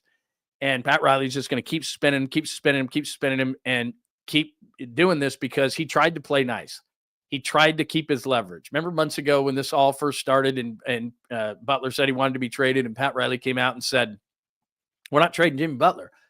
He's a pillar of this organization. He's won here. He's not going anywhere. Well, he knew, and I told you right after that day, I told you the next morning, I said, they're trading Jimmy Butler. It's just that Pat Riley, being the great executive that he is trying to keep the leverage on Jimmy Butler, and he doesn't want to lose it. Well, we're well beyond that point. Jimmy Butler is being such a pain in the ass and missing planes and not going to practices and he's just trying to force his way out because he feels like there's another organization out there that he can prove himself to so that he can get that contract extension that he so desires and is ruining his relationship in Miami to do so. And it always blows my mind because Miami is one of the better run organizations. They've won championships. They're in South Beach. There's no state income tax. All these positive things that you and I just talked about in regards to NFL free agents and why they would want to go to a certain team or a certain city. Miami has just about all those things. The weather, no taxes, great organization, all these different things Miami has. And a lot of guys in the league want to go to Miami. But Jimmy Butler has decided because he's not getting an extension, he doesn't want to play nice. And not only does he not want to play nice, he wants to play nasty. And so the Heat have no leverage whatsoever. What does that have to do with the Warriors, Lund? God, you're jacking us around. What are you doing? Here's what it has to do with. There is no Kuminga. There is no Podziemski. There is no Wiggins. There is no anything here. If the Warriors could get Jimmy for nothing, I'd be on board. Or next to nothing, I'd be on board. It's never on the ship of trade Wiggins, who's having a better year than Butler. Anybody's having a better year than Butler, but Wiggins is having one of his best years. Kuminga, I wasn't on board with trading Jimmy Butler for. I am not anti-trade Kuminga, but sure as hell not for 35-year-old Jimmy Butler. And a lot of people are probably saying, as they're listening or watching this, saying, well, why would you want Jimmy Butler? He's a giant pain in the butt. Well, Jimmy Butler wouldn't be a giant pain in the butt with the Warriors because, at least till the end of the season, because he would try to play nice because the Warriors haven't told him they're not going to give him a contract extension yet. That would be in the offseason. But Jimmy would be under some sort of illusion because the Warriors are smart enough to say, well, we'll see. Let's get him for free or very, very little, and then let's see what Jimmy does, and now he can prove it to us that he is worthy of a contract extension. Behind the scenes, the Warriors are going, no damn way we're giving him a contract extension. They wouldn't. But they would play nice enough to see if he could. If you could get Jimmy Butler for nothing, I would get Jimmy Butler for nothing. Would I get Jimmy Butler for any of the things that we've talked about in trade? No. No Kuminga, no Wiggins, who's better than him. No, none of the assets. I'm not giving you Podziemski. I'm not giving you anything. If he's forced to be released, which that's the road we're going down here, then potentially, yeah, I would be interested. And that's the only way. If you can get him for not only pennies on, I was going to say pennies on the dollar, less than pennies on the dollar, free. He's out on the free agent market. And I know a lot of people will disagree with me on that, and I completely understand why. He's being a major pain. He's tanking their entire season. And so to take a chance and say, well, what if that guy comes here and tanks our season? I got news for you. It's already tanked. They're in 11th place. Let's go back to the word leverage. What do you have to lose here? You're in 11th place the way things are going. And we keep hearing these. Now, whether these rumors are true, I don't know. But like in a guy like Vucevic, who's a nice stretch 5 in Chicago, you'd love to have the guy. That's really what this team is screaming for. Now, would he change them from the 11th place team in the West to a competitor for the Western crown? No, he would not. But Jimmy Butler for free doesn't hurt. So I'm talking about Vucevic or any of these other stretch 5s. A lot of people in the room have talked about Miles Turner and guys like that. I like Turner. He's not bad, but he's not going to change you given that you're going to have to trade and equal the salaries of $20+ million. So whatever you're going to have to move out for Miles Turner, which, hey, look, maybe Indiana's just sick of it. He's been on the trade block forever. Maybe you could trade a GP2, a Looney, and picks and get him. I doubt it, but maybe you could. Maybe they've just had it and they're just the heck with it. But the 11th place team, before you say to yourself, let me go back to Butler for just a second. Before you say, I wouldn't take Jimmy Butler under any circumstances. He's a pain. He's tanking their season. Don't want anything to do with him. First of all, I respect that opinion, and I completely understand it. The other side of it for me would be you're already in 11th place, even though you don't have the disaster and the stench that is hanging around the Miami Heat right now. You're done. As currently constructed, and if the rumors are true that you don't want to give up Kuminga or you don't want to give up Wiggins, which I understand, who's having a really nice season, and you don't want to move any of these pieces, then you're clearly stuck in the middle. And why not take a chance on Jimmy Butler for basically nothing and see what he can do on your team and tell Jimmy, look, Jimmy, if you're on your best behavior, then we will consider a contract extension in the offseason. We'll consider it. But you can't come here and do what you've done in Miami because there's no chance. And he's not that dumb to think that he could come here, act that way, and then get it on another team and keep trying and trying and trying and trying. So I don't know if he gets released. Now, here's the other side of it. If he were to get released, would he choose the Warriors? Because you and I just got done with this long conversation about where would someone fit? Where is the connection? Where would they feel best? Because here's what Jimmy Butler starts to think. Okay, I have driven the Heat absolutely bonkers. They're going to actually do the most extreme thing to go from we're going to maintain leverage, because Pat Riley said months ago, we're not trading this guy. And that was only to maintain leverage. So now he's gotten to such a level, and this is where we're going, that he would just say flat out, don't care. He's ruining our season. Don't care what kind of an asset he is. His contract's expiring anyway. No one wants him. They won't give us anything of consequence. We're just going to let the guy go, and we're going to call this addition by subtraction. So would they get to that level? Maybe. Okay, so then you start thinking to yourself, well, where would he go? San Antonio's interesting. They need a veteran type of a guy. Phoenix is where he reportedly wanted to go with Kevin Durant. They wouldn't have to move Beal in that scenario. So maybe it's Phoenix. We've heard that scenario. The Lakers would probably always be in play because LeBron's there and they're like the Warriors and the Suns. They're an old man team that possibly could use one more old man that could potentially help them. So that I could see him looking at that. So he's looking at championship possibilities. Doesn't really seem to fit on the Celtics. Here's the one thing. If you're a really, really good team without issues, you want nothing to do with Jimmy Butler because the only thing he can do is be the fly in the ointment. So you got this stew going on, and all of a sudden you add this one ingredient, and it goes, and you're like, oh, I had it perfect, and I overdid it. We've done that cooking before, going back to that sausage, cheese, macaroni and cheese thing of yesterday, and way too much cheese. By the way, I have an opinion on that my wife alerted me to that I think is really a salient point, but we'll get into that a little bit later when we go down to 𝐬𝐮𝐬𝐫𝐤 and 𝐸𝐻𝐽. Right now, we're in the Butler part of the show on the right side, right ahead of New Orleans. We are at the Butler element of the show on the chalkboard to the right. So here's the fine line here. He's not going to go to Boston. He's not going to go to Oklahoma City. He's not going to go to Houston. Probably not. Houston, I could see maybe because maybe they want to jump the gun over Oklahoma City. So, but if you're a really, really good team, you do have something to lose by adding Jimmy Butler to the stew because he could blow the whole thing up. So if you're going really, really good, then you probably don't want anything to do with him. I don't think he would go to the Knicks. I don't think there's certain teams that are having pretty good seasons where you'd look up there and you'd go Cleveland, where you'd go, I'm not adding this guy. There's too much to risk. There's very little to no risk if you get him for nothing if you're the Warriors. Same thing with the Lakers, same thing with the Suns. Those teams are old man teams that are going nowhere. So I could see those teams being in the mix for him. I could see San Antonio only because, well, they have Chris Paul. They're an extremely young team, and they need more veteran leadership. Not the garbage leadership that he's providing in Miami, but in the past, he has shown that he can provide positive leadership. And there's a guy named Greg Popovich that even though I think Pop is, 76, 78, whatever he is, and I know he's dealing with health issues, he'd still smack Jimmy Butler over the head. I mean, that's just Popovich it doesn't matter how old. Popovich is like, if I was interviewing him on the sideline, like you often see, I'd be shaking in my boots. I don't care how old he is. I don't know if he has old man strength still. I have no idea. But Greg Popovich is still legit. So I could see certain organizations saying, okay, we're really, really young. We're not going anywhere anyway. And this guy might be able to provide some leadership. So there's only a handful of teams, whether you want to agree with me in my evaluation of teams that would or would not be interested for nothing for Jimmy Butler. For nothing, I tell you. The Warriors would certainly be on that list. I think they'd probably be behind Phoenix.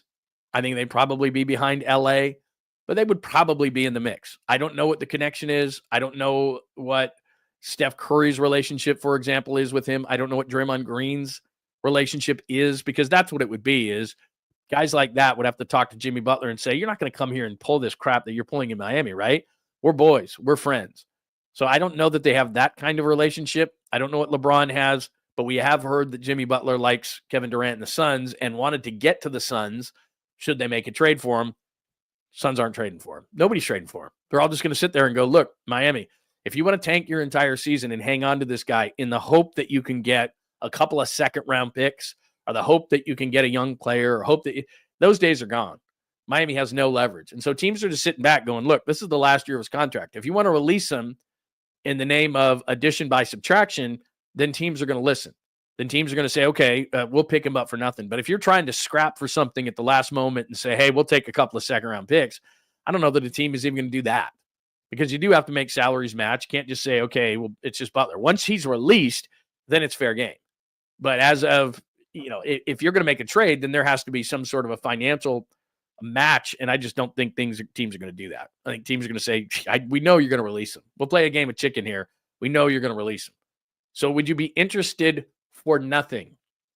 We're not interested for Kuminga. We're not interested for any trades. We're not interested for anything like that. We're not looking at that kind of a situation for Wiggins, anything like that. But for nothing, would you be interested? Can I interest you in nothing? Let me get your thoughts on that before we move on to New Orleans random caboose 𝐸𝐽 open door, which is open door. Okay. Just went on a long thing And I don't know if people are going to be down with that or not. Let me see here. Again, without looking, I'm not going to look. I'm going to say you want nothing to do with him, but I don't know. I don't know. Let me see here. Oh yeah, Kings. I could see that. Oh, the Fox thing. Yeah. Let's see here. Thank you. Thank you, my friend. There's reports that Fox from the King wants to go to San Antonio. I could see that. And San Antonio has a lot of assets. I definitely could see De'Aaron Fox going to San Antonio because they have a lot of young assets. And what San Antonio needs to do is take those young assets and get a great player out of young assets. De'Aaron Fox would fit really good next to Wembanyama. That would be scary. That would be, I'm not saying right this moment, but that would be a good move for San Antonio long term. I don't love it from the Kings' perspective.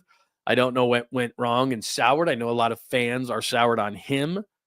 So, Antonio, good to see you. Jimmy Butler has always been treated like a diva. All his teams have sucked up to him to get performance. Yeah, I think he's near the end of the line. I think if you can't get along with Miami and the success you've had there, and like I said, I can't see Miami getting anything. Because to do a trade, you've got to, and I think, isn't Butler making like $50 million this year? I mean, you'd have to ship out a lot of stuff. It's not going to happen. There's not going to be a trade for Jimmy Butler. I feel very confident in saying that. He's going to have to get released. Or Miami could pull an Al Davis, and I could completely see Pat Riley doing this, where Pat Riley would sit down and think, okay, we understand the season is being tanked, but I'm not going to give Jimmy Butler what he wants because he's being a jerk. Like Jimmy Butler is doing this to get released. There's a certain team on his agenda, I'm sure, and probably Phoenix, where he's going to say to himself, I'm just going to continue to be a jerk. I'm going to be the biggest jerkety jerk I could possibly be so that Pat Riley finally says, fine. But then Pat Riley knows in the back of his mind that Jimmy Butler gets to go for a playoff contender and gets to go play where he wants. And it just might be that just like with Al Davis, where he buried Marcus Allen and others, where he just says, look, I don't care what it does to our team. You're not getting what you want. I'm not doing it.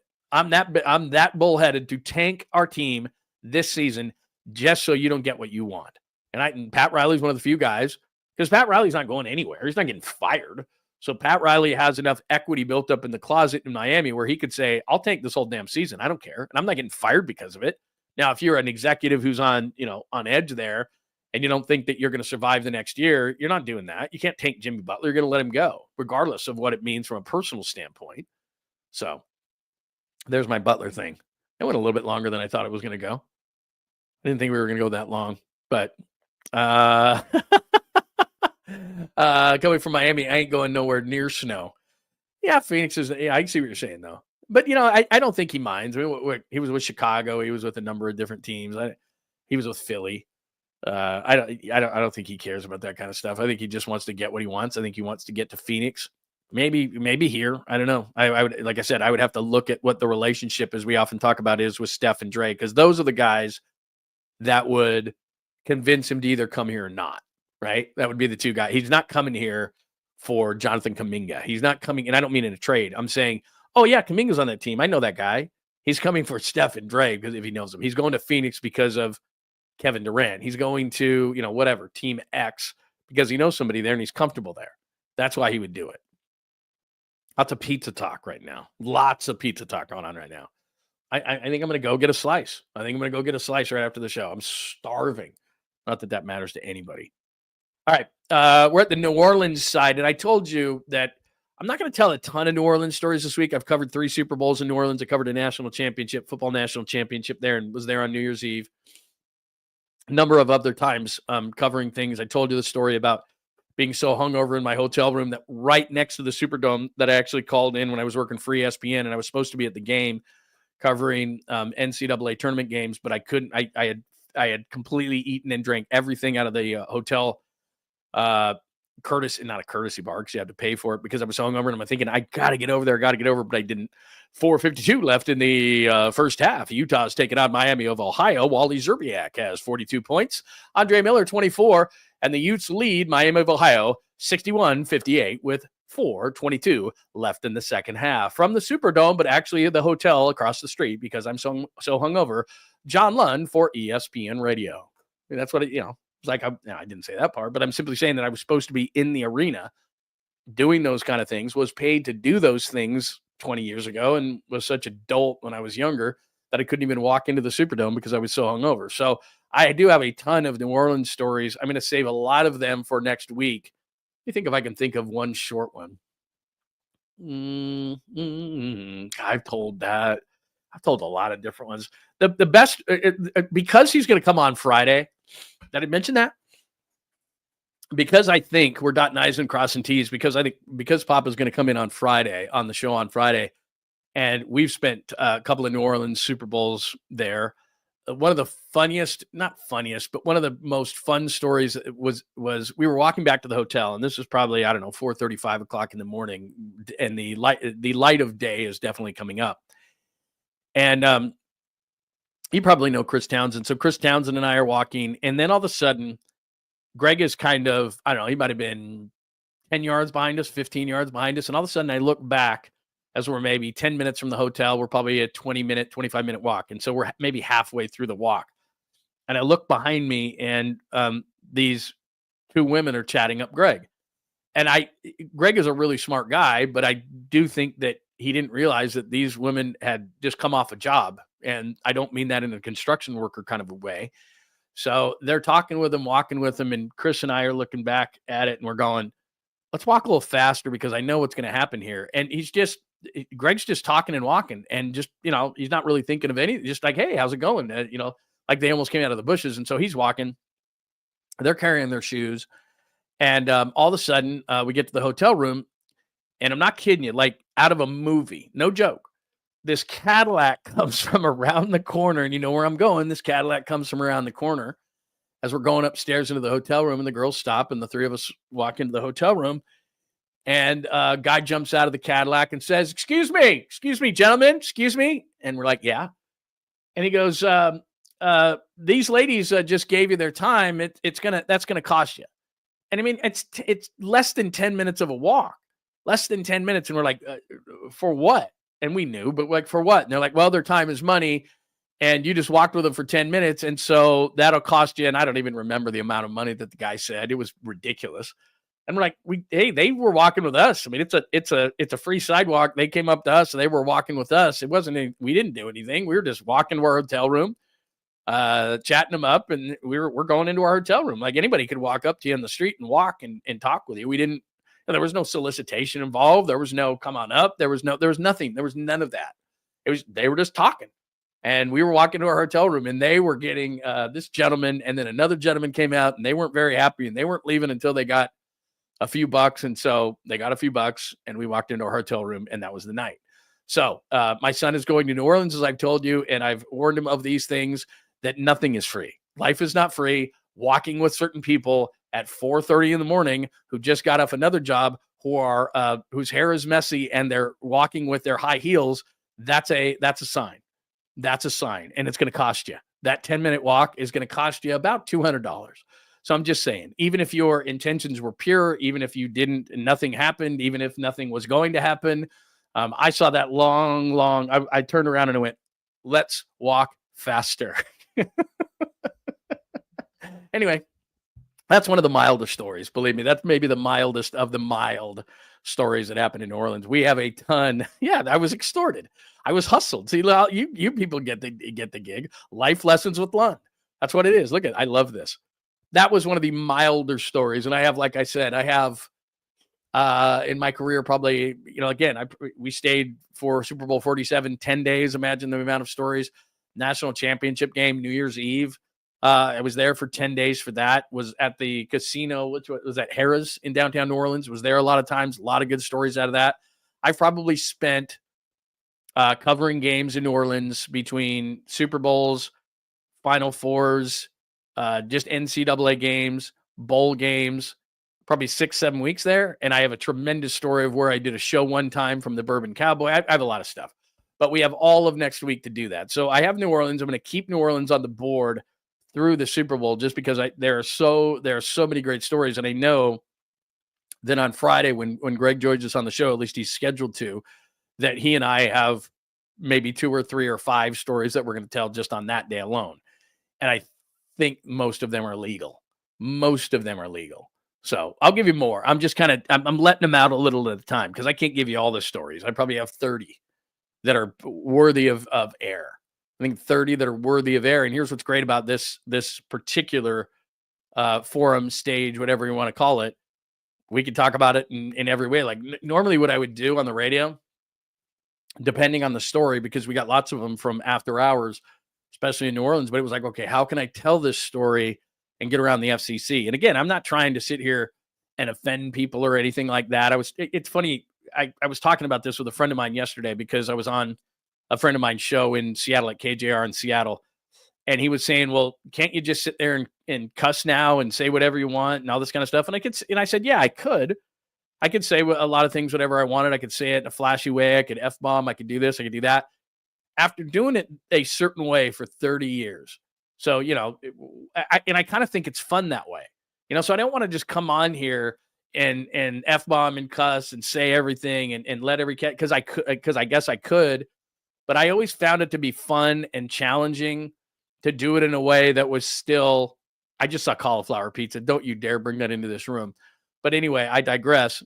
I just find it challenging to do it in a way that is not I don't know, I'm not going to say offensive, but to just not sit there and curse and do all those kind of things. It's almost like a comedian where, and again, I don't fancy myself to be a Jerry Seinfeld type where it's like, he never curses or anything like that, because as I was telling my friend yesterday in his show in Seattle, that for some reason, when I get off the air, I F-bomb this and F-bomb that. And sometimes my wife goes, God, you say F a lot. And I'm like, I don't even realize I'm saying it. But then I get in the air and I never say it. So it's this weird thing in my brain, whether it's a chip or whatever the case is. I don't think it was actually put into my brain, but where it's just like I stop myself and I don't want to just fully go at it, because who knows, maybe I'll do some radio someday, or maybe I'm on stuff all the time where it's like, I'm not going to go down that road. Not because I can't, not because I won't, not because I'm prudish in that way or anything like that. That's just kind of how I do it. Oh, yeah, I get that. Too late for that, John. Your chief of talk offends me every time.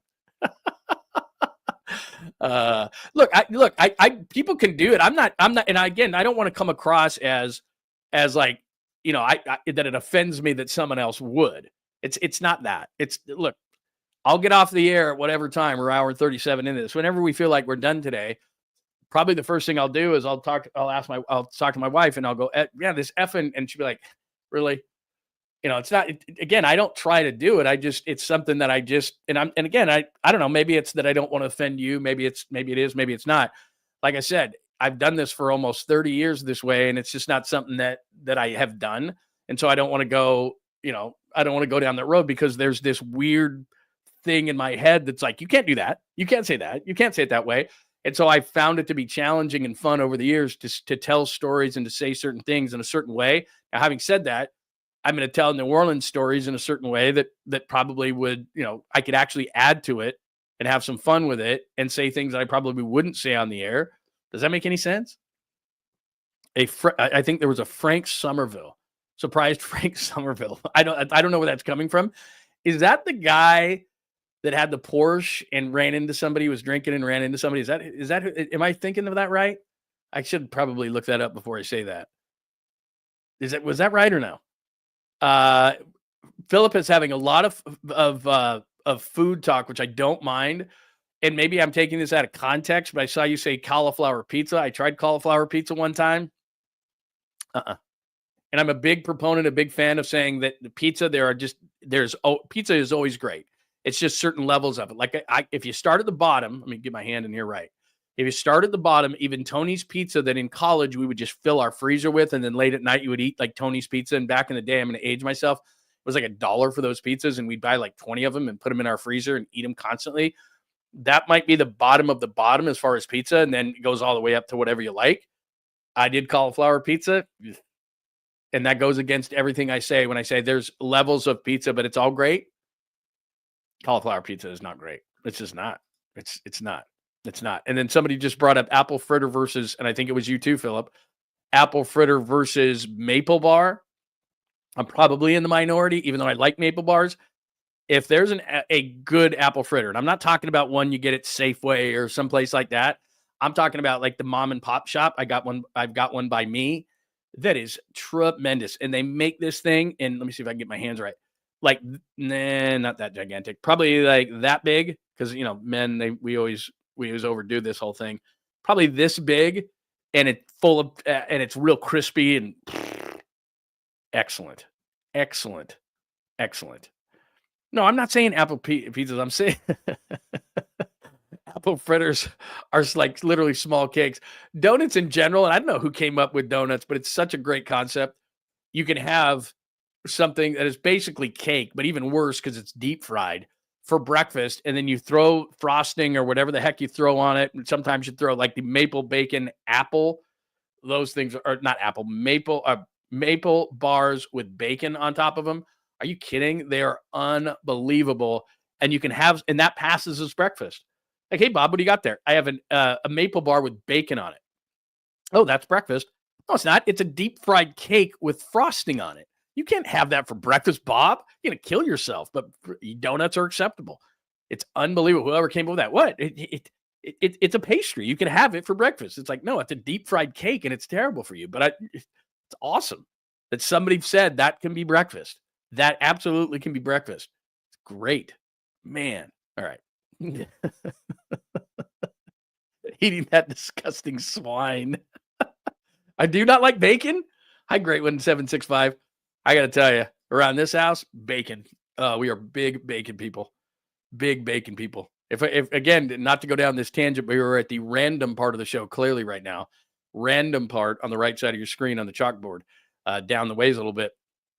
If we went bacon sausage conversation, bacon 100 out of 100. So if let's say you're in a shop, you're in a breakfast sandwich shop, and they say to you, you're having the egg sandwich, any kind of bagel. So if I was in a bagel, let's say that I was in one of those shops that does the breakfast sandwich with the bagel. It's an everything bagel. If they don't have the everything bagel, then it's like a jalapeno with, cheese bagel or whatever.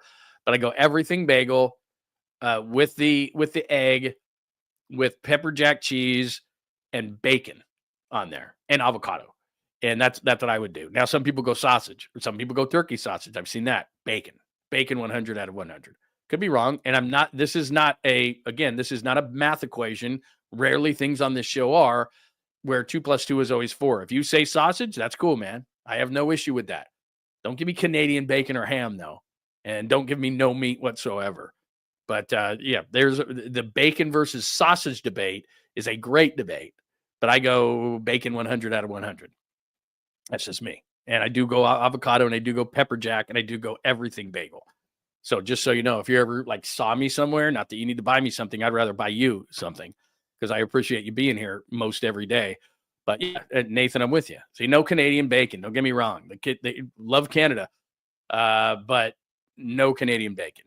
Canadian bacon is healthy. It is, but I'm not going Canadian bacon. Don't give me that. And I know where you're going. I can tell you right now, I know where you're going because you're going to go Canadian bacon and pineapple pizza. And I'm of the opinion. Okay, I'm not going to tell you how to eat. That's another staple of the show that may or may not have come out at this point. I'm not going to tell you how to eat. If you want ketchup on your hot dog, which is not my thing, I love mustard, and you want ketchup, it's fine with me. I'm not going to try to convince you to not put ketchup on your hot dog. That's what you like. If you like ketchup on, and I like to mix all my food. So let's say that we're having breakfast and there's hash browns and eggs and bacon, and I like to mix it up and put hot sauce over it. I don't use, or salsa. I don't use ketchup on anything. And if I use ketchup, the only way I would is with mayonnaise to make it fry sauce. And that's really good. But I wouldn't even use ketchup if I didn't have to. I'd put barbecue sauce in the mayonnaise, mix that, and put the fries in it.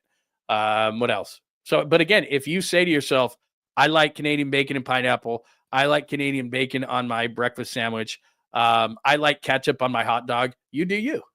That's a staple of the show. I'm not gonna tell you how to eat your food. I'm not gonna tell you, like, some people are like, yeah, the food can't touch. Like, I don't know how you can do Thanksgiving dinner, for example, and not have your food touch because there's so much stuff on there. And one time I think I started to stir it, and I'm not a masochist to this level. I don't take all my Thanksgiving and mix all that together. Now, if I get some potato with some turkey with some green bean, it's like, whatever, that's fine. But I certainly don't do that. I don't, but if you did, let's say we were sitting next to each other on, at Thanksgiving or something around the big table, and I looked over and you were mixing everything, I'd be like, you do you. I'm a big fan of that. I do not try to convince people how they should eat their food. That was always weird to me. Like I'd look at somebody at a baseball game and they got hot dog on the ketchup, or hot dog on the ketchup on the hot dog. And I say to myself, man, mustard. And I'd go yellow mustard, but I'd go like a brown mustard or a spicy mustard if I could. But if that wasn't there, I'd go yellow. But again, if there was a spicy and a yellow and you went yellow over spicy, I'd be like, you do you. Okay. That's it. And I don't do mayonnaise on any sandwich. Oil and vinegar with like an Italian, or mustard on most other sandwiches. And again, a brown mustard or a spicy mustard or a honey mustard over a yellow mustard. That's what I think, but I could be wrong. See, this is always the debate. Canadian bacon Hawaiian pizza is the devil. Hawaiian pizza is sacrilege. Now, again, it's not my favorite, but let's say that we were sitting there and it was the only pizza there, I would eat it. I mean, I don't think it's terrible. It's not my preference, but it's, pizza's pizza. Steak and eggs is outstanding. Steak and eggs is outstanding. What else? I knew we would do this. And see, a food tangent at least once a week.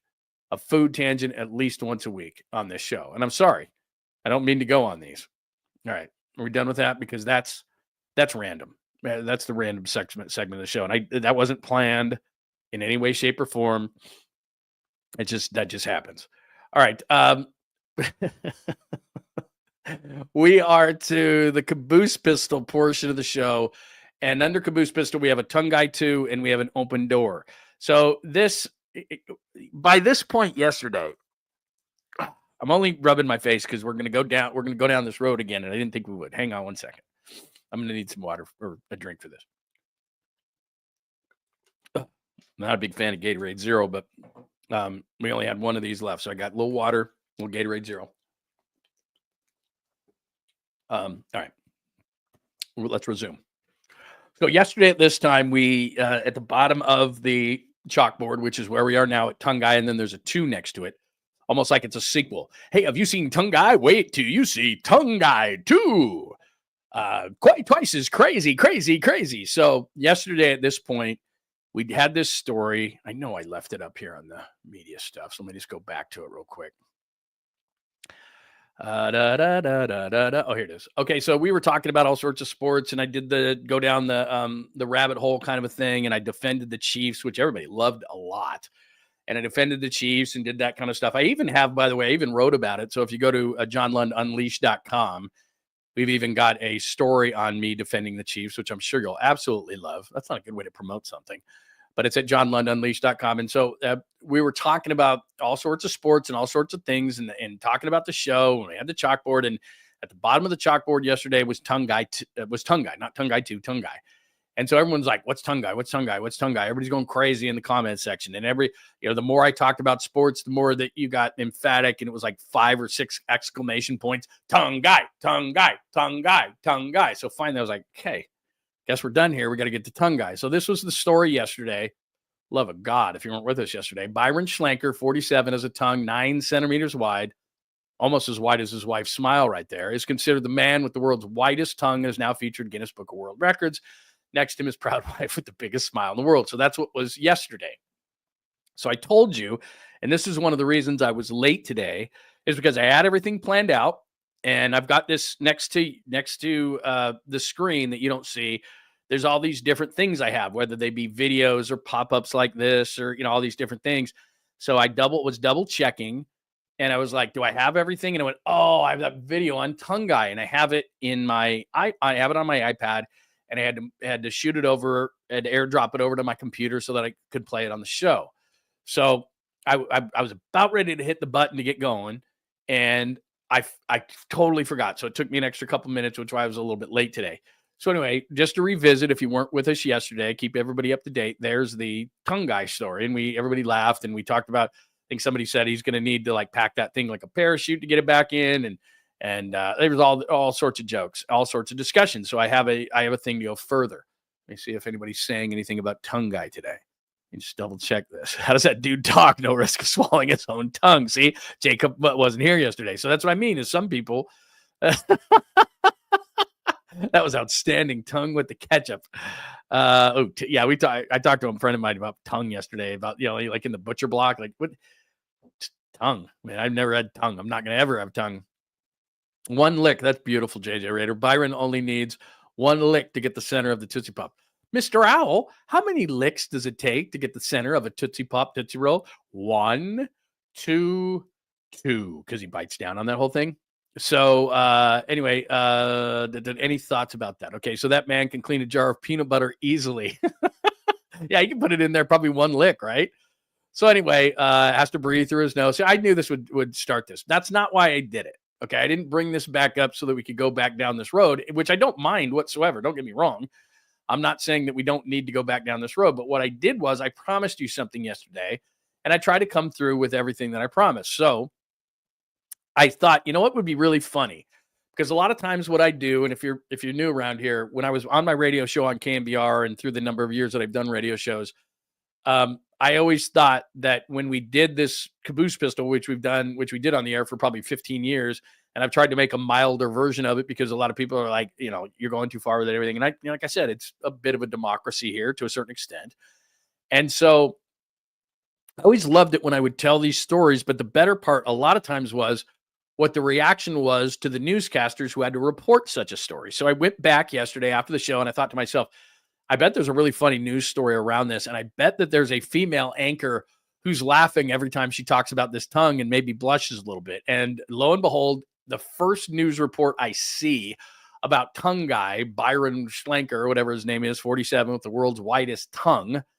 And I knew that there would be a news story where the news anchors had to start laughing sophomorically like I do when I see these stories. And the first one I popped up, the first one I found is exactly what happened. So here's how Byron Schlenker's tongue story was reported by one news station.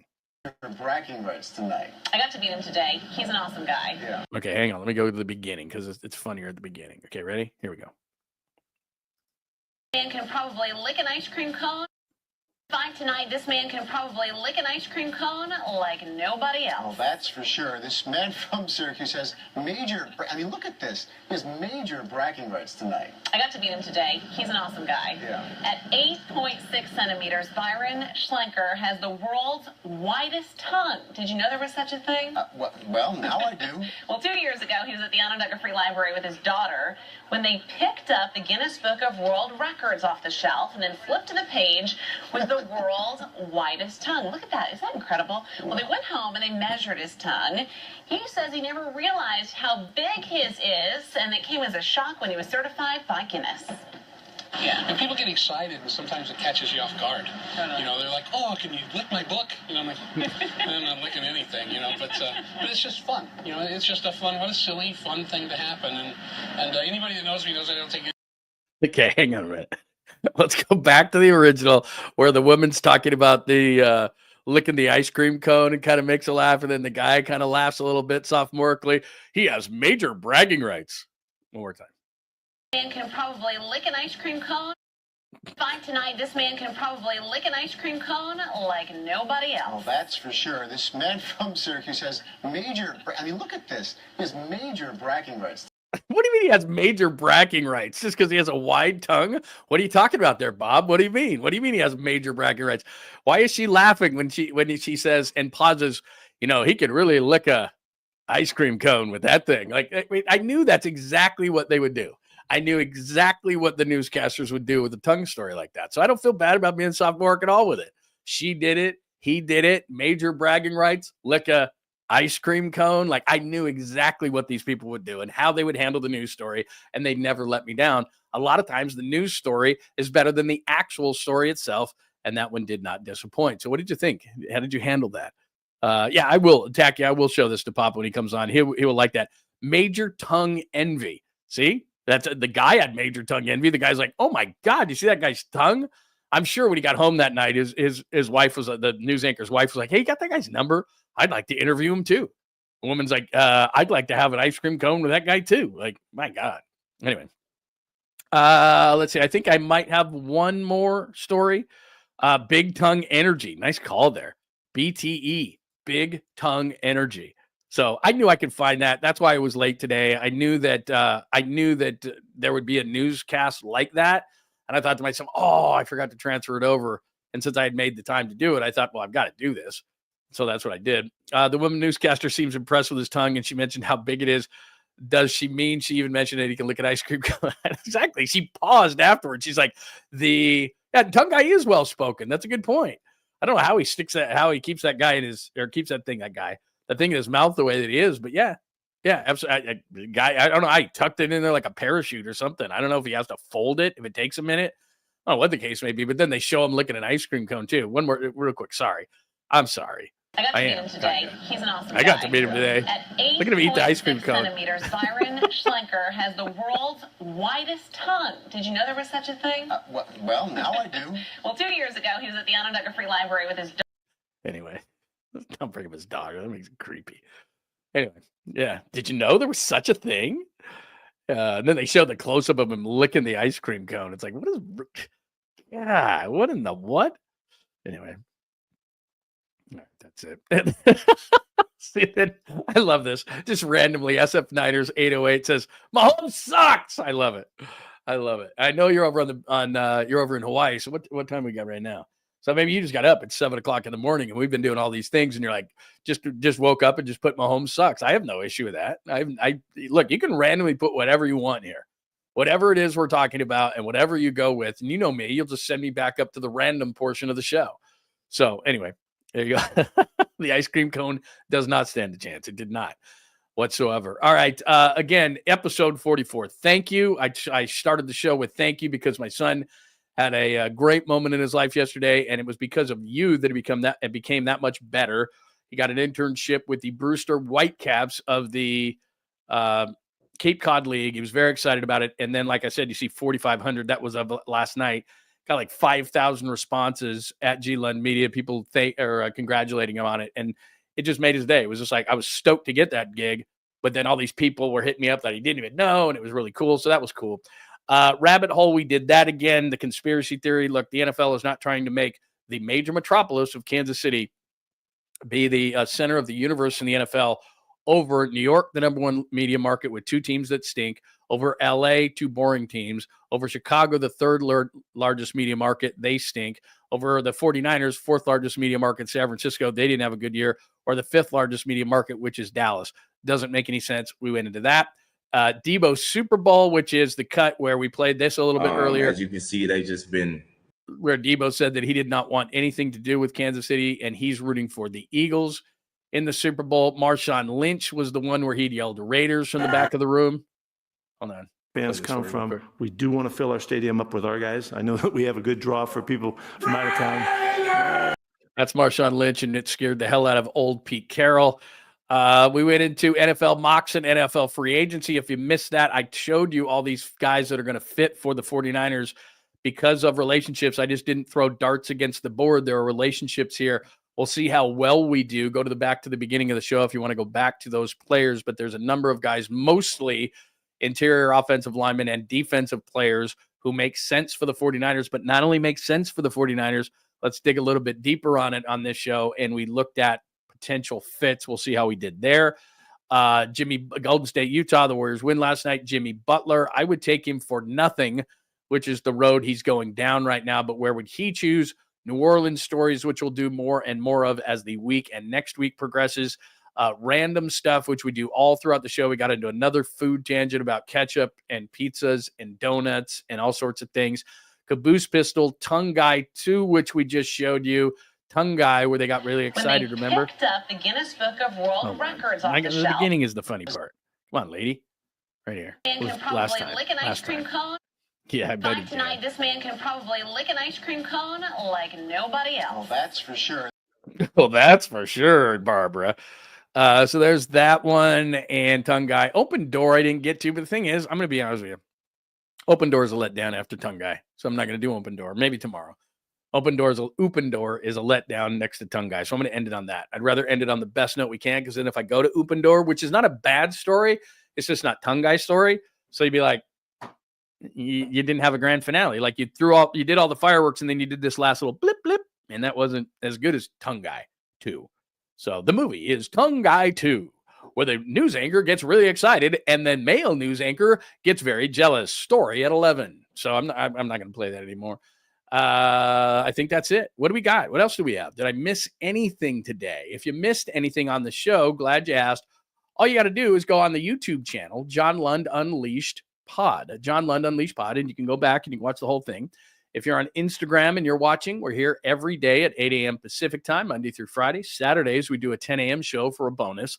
So we're also on X and Instagram for those shows. We're on YouTube. Please subscribe on YouTube, John Lund Unleashed Pod. If you subscribe there, like, do all those things, go back, you can watch the show. And we do archive everything, whether it be the podcast, which is Apple, Spotify, wherever it's your favorite podcast, the video shows, the YouTube shows. We put those up at johnlundunleashed.com. And later on, I always do a story of the day. So we look at the show and we say, what was the biggest story of the day outside of Tongue Guy? And we actually do a story on that. And that's about a 10-minute long video. And then we actually have a story beyond that too. So we do both of those things later. If news breaks, we're always back. Throw out a couple of shorts during the day. So we always have content coming. So make sure that you have those alerts on the YouTube channel, John Lund Unleashed. So thanks as always. Let me double check to make sure I didn't miss anything or there's no breaking news here at this particular point of the show. Open Door has closed. I'll do it tomorrow. It's not a bad story. It's just, it's not as good as Tongue Guy. You know what I mean? Oh, the other thing I wanted to mention, I always do this. Please, if you join the John Lund Unleashed group, then the Loyalist group, John Lund Unleashed Loyalist, let me know what you want. I've already got gear here. We've ordered more gear, so I want to give it out to the people who are joining that first. We will get in touch. If you hit me up, I do have a contact as part of johnlundunleashed.com. I've got a contact area. So make sure you hit that up, and then I'll make sure I get back to you. And if you join the Loyalist group, tell me or screenshot it. And I want to make sure that those people get the gear when we get it in next. So there you go. That is what we've got going on. Can we send you funny memes vids to share with you? I have a funny Raider one that can be shared on the show. Maybe we can share pretty much anything we want on the show. But yeah, absolutely. I'd never gotten that question before, but I'm always a big fan of it. If you have something that you want to get on the show, if it's good, I'll play it. You know that. I'm just trying to entertain people. What else do we have? Yeah, somebody yesterday. Did you bring that up, Steve? By the way, thank you. A lot of people went over to the Krug show right after the show yesterday. We had a great time with Krug for a couple hours after the show, and somebody brought up Tongue Guy on the Krug show yesterday, and then Krug saw it, and I think somebody threw in a couple of bucks so that it would get read, and then so Krug was like, "What is Tongue Guy?" And so he even brought up Tongue Guy on the show yesterday. So that was kind of funny to that point. Let's see. Hi, Perry. Good to see you. To give up anything of value for 2 months of Butler is ridiculous, and to give him the huge extension too. They're not going to give him the extension here. They're not going to give up anything of value here or anywhere. He has alienated himself, Jimmy Butler has, to such an extent, and now they've suspended him for a number of games. They have less than zero leverage, even though that's impossible. And I think they've relegated themselves to the fact that they're going to have to release him. Now, the only thing, as I said, that makes Miami unique in that way is that Pat Riley is very Al Davis-ish. And he may say, we're just going to suspend him the rest of the year. He's not going to be around the team. And because we're not going to get anything for him, why would we release him so that he could go to another team? We could run into him into the playoffs, even though Miami's not very good with or without him. Pat Riley's not going to do that. Hey, let's release him. He goes to some team in the Eastern Conference, and then we have to face him when he's when he's on his best behavior. So they don't want to do that. And if they suspend him the rest of the time, then he's not around the team anyway. So the one fly in the ointment of what I'm talking about in terms of Pat Riley just saying to hell with it, we'll release the guy and then he can sign wherever he wants. First of all, Pat Riley, I'm sure, is vindictive in that way, and that he's not going to allow Jimmy Butler to just go somewhere and get what he wants because he was such a jerk. I'm going to be such a jerk that they're going to have to release me. What Pat Riley could do is just say, you know what, we'll just suspend you the rest of the year and you're not around the team. So you're not going to be able to affect us anymore in a negative sense. So you're just gone anyway. Because if they release him at this point too, they're still paying his salary. He's going to get some minimum deal with some other team, and that's going to be offset. So here's Miami, writing checks, signing the checks, and Jimmy Butler's still getting paid so that he can go to the Phoenix Suns or the Warriors or the whatevers and actually try to win a championship. So the more I think about this, well, from a Warriors perspective, it makes sense because he's going to come here, try to be a nice guy. The Warriors are going to go, oh, yeah, sure, Jimmy, if you're a good guy, we'll think about an extension, even though we didn't have to give him anything to get you at a minimum contract. So that makes sense for the Warriors because they have if you're just joining the show, they have nothing to lose. They're in 11th place. Who cares? Like, what do we have to lose by picking him up for nothing? But the Miami side of things is, okay, we're going to let him go. We're going to give him what he wants, where he can go to a team and potentially play for a championship, get on his best behavior, and maybe get an extension there after the season. Or we can just suspend him the rest of the year, make him be miserable, and let him realize, and others who might try this tactic with our team, that we're not going to give you what you want. We're going to let you rot, which is the Al Davis philosophy, which is you're not getting what you want. And although it's not going to help our team, I'm not going to help you. And maybe that's what Pat Riley will ultimately do. So there you go. We finished that up. I think that's it. Great stuff. Great stuff today, from food to sports to mocks to free agency to Marshawn to Debo to more tongue guy. Quality show. I think it was above average. I think it was above average. Anthony, thank you so much. We appreciate it. I always love doing stuff with Krug. I do weeklies with Krug depending on the day, normally either Sundays or Monday nights, which was really, really cool. And look, the reason we talked Giants yesterday was Larry Bear, and I think I had this yesterday, but I took it off my board for today. Larry Bear just basically said, we can't worry about the Dodgers. And it's like, okay. I just took that as we're not competing with them. And yeah, I did not like that. I did not like that quote whatsoever. All right, everybody have a tremendous, tremendous hump day. Oh, somebody could send me off on a coffee tangent. I see that, Philip, but I'm not going to go. I can't do it. I don't have enough time to do coffee. Although I will say one thing before I leave. My wife is obsessed with this Starbucks caramel coffee, and I can smell it in our house. And I've tried it no less than 3 times. It's not working for me. So if you notice this morning, I know this is not good for me. I did Monster Energy drink today, and I love coffee, but I did Monster Energy today because I can't do the caramel coffee thing. It's like this, I don't know what it is. And so I went out and I bought 2 really good things of Kona coffee, which I love. My mom lives in Kona, and I bought this big Kona coffee thing with the beans, and I'll grind them. I'll grind them fresh. I do it if I get up before my wife, which oftentimes I do, but I have to make the coffee before her. And if not, then the night before, sometimes she'll beat me to the punch on it, and she'll make this caramel coffee. And then so in the morning I wake up and I'll do a little sniff test, and I'll be like, oh, it's caramel coffee. And therefore I know I can't do coffee that morning, which has happened a couple of times. And I'm trying to, you know what I should do? Probably watching this thing. What I should do is go in right now, because there's very little left, and just pour it out, throw it out. And then, because she doesn't want to do the extra step, I went over the weekend and I cleaned out all of our coffee stuff. It was all sticky with all this stuff. I completely arranged it and did all this stuff. And I put all the really good coffee in a sealed jar, so that all you had to do was pour a little bit into the grinder in the morning. You can make fresh Kona coffee, but she's pouring the caramel coffee into the coffee stuff. Blech. It's terrible coffee. See, I just said I wouldn't go on a tangent on coffee, and you sent me on a tangent on coffee. You knew you could do that. You knew my ADD would kick in. God dang it. All right. That's it. Not doing another one. You could try. It's not going to happen. Not going to happen. Not going to happen. Yeah, Kona coffee is so good. So good. Especially if you grind it. The grinding takes, I know that we're in a microwave society and we want to just have everything right this second. But honestly, taking the beans, pouring it in, grinding it, and then pouring it into the filter less than 60 seconds. I mean, to have really good coffee, I'm probably going to get in trouble now. I'm probably going to get in trouble now. I'm going to walk right in there and she's going to have a look on her face. You know, pouring out that caramel coffee. You pour out that caramel coffee, I will smack you. She probably will. Yeah, I know. Tacky. Do it a lot. Couchity couch. It's a comfortable couch, at least. We went and bought one about 6 months ago. Gigantic, like the whole deal, the U-shaped one. And I did it because I say so many stupid things that I'm on there a lot. All right, that'll do it. We already went over the chalkboard, had a great time today. We will do better tomorrow on the Thursday edition of the program. Tomorrow's Thursday already. I'm dotting I's, crossing T's on a guest. I will have a great one tomorrow.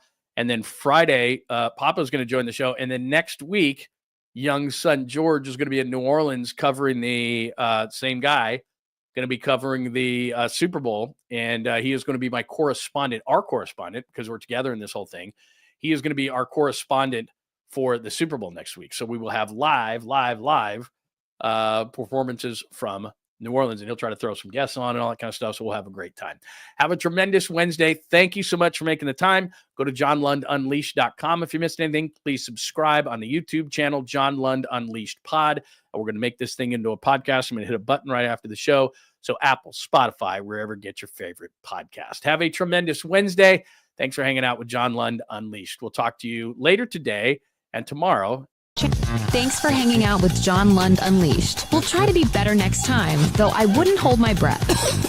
Please like and subscribe on the John Lund Unleashed Pod YouTube channel. Watch live shows weekdays at 8 a.m. on YouTube, Instagram, and X. And make sure to have your alerts on for shows throughout the day or night. All things Lund can be found at johnlundunleashed.com. johnlundunleashed.com. Goodbye!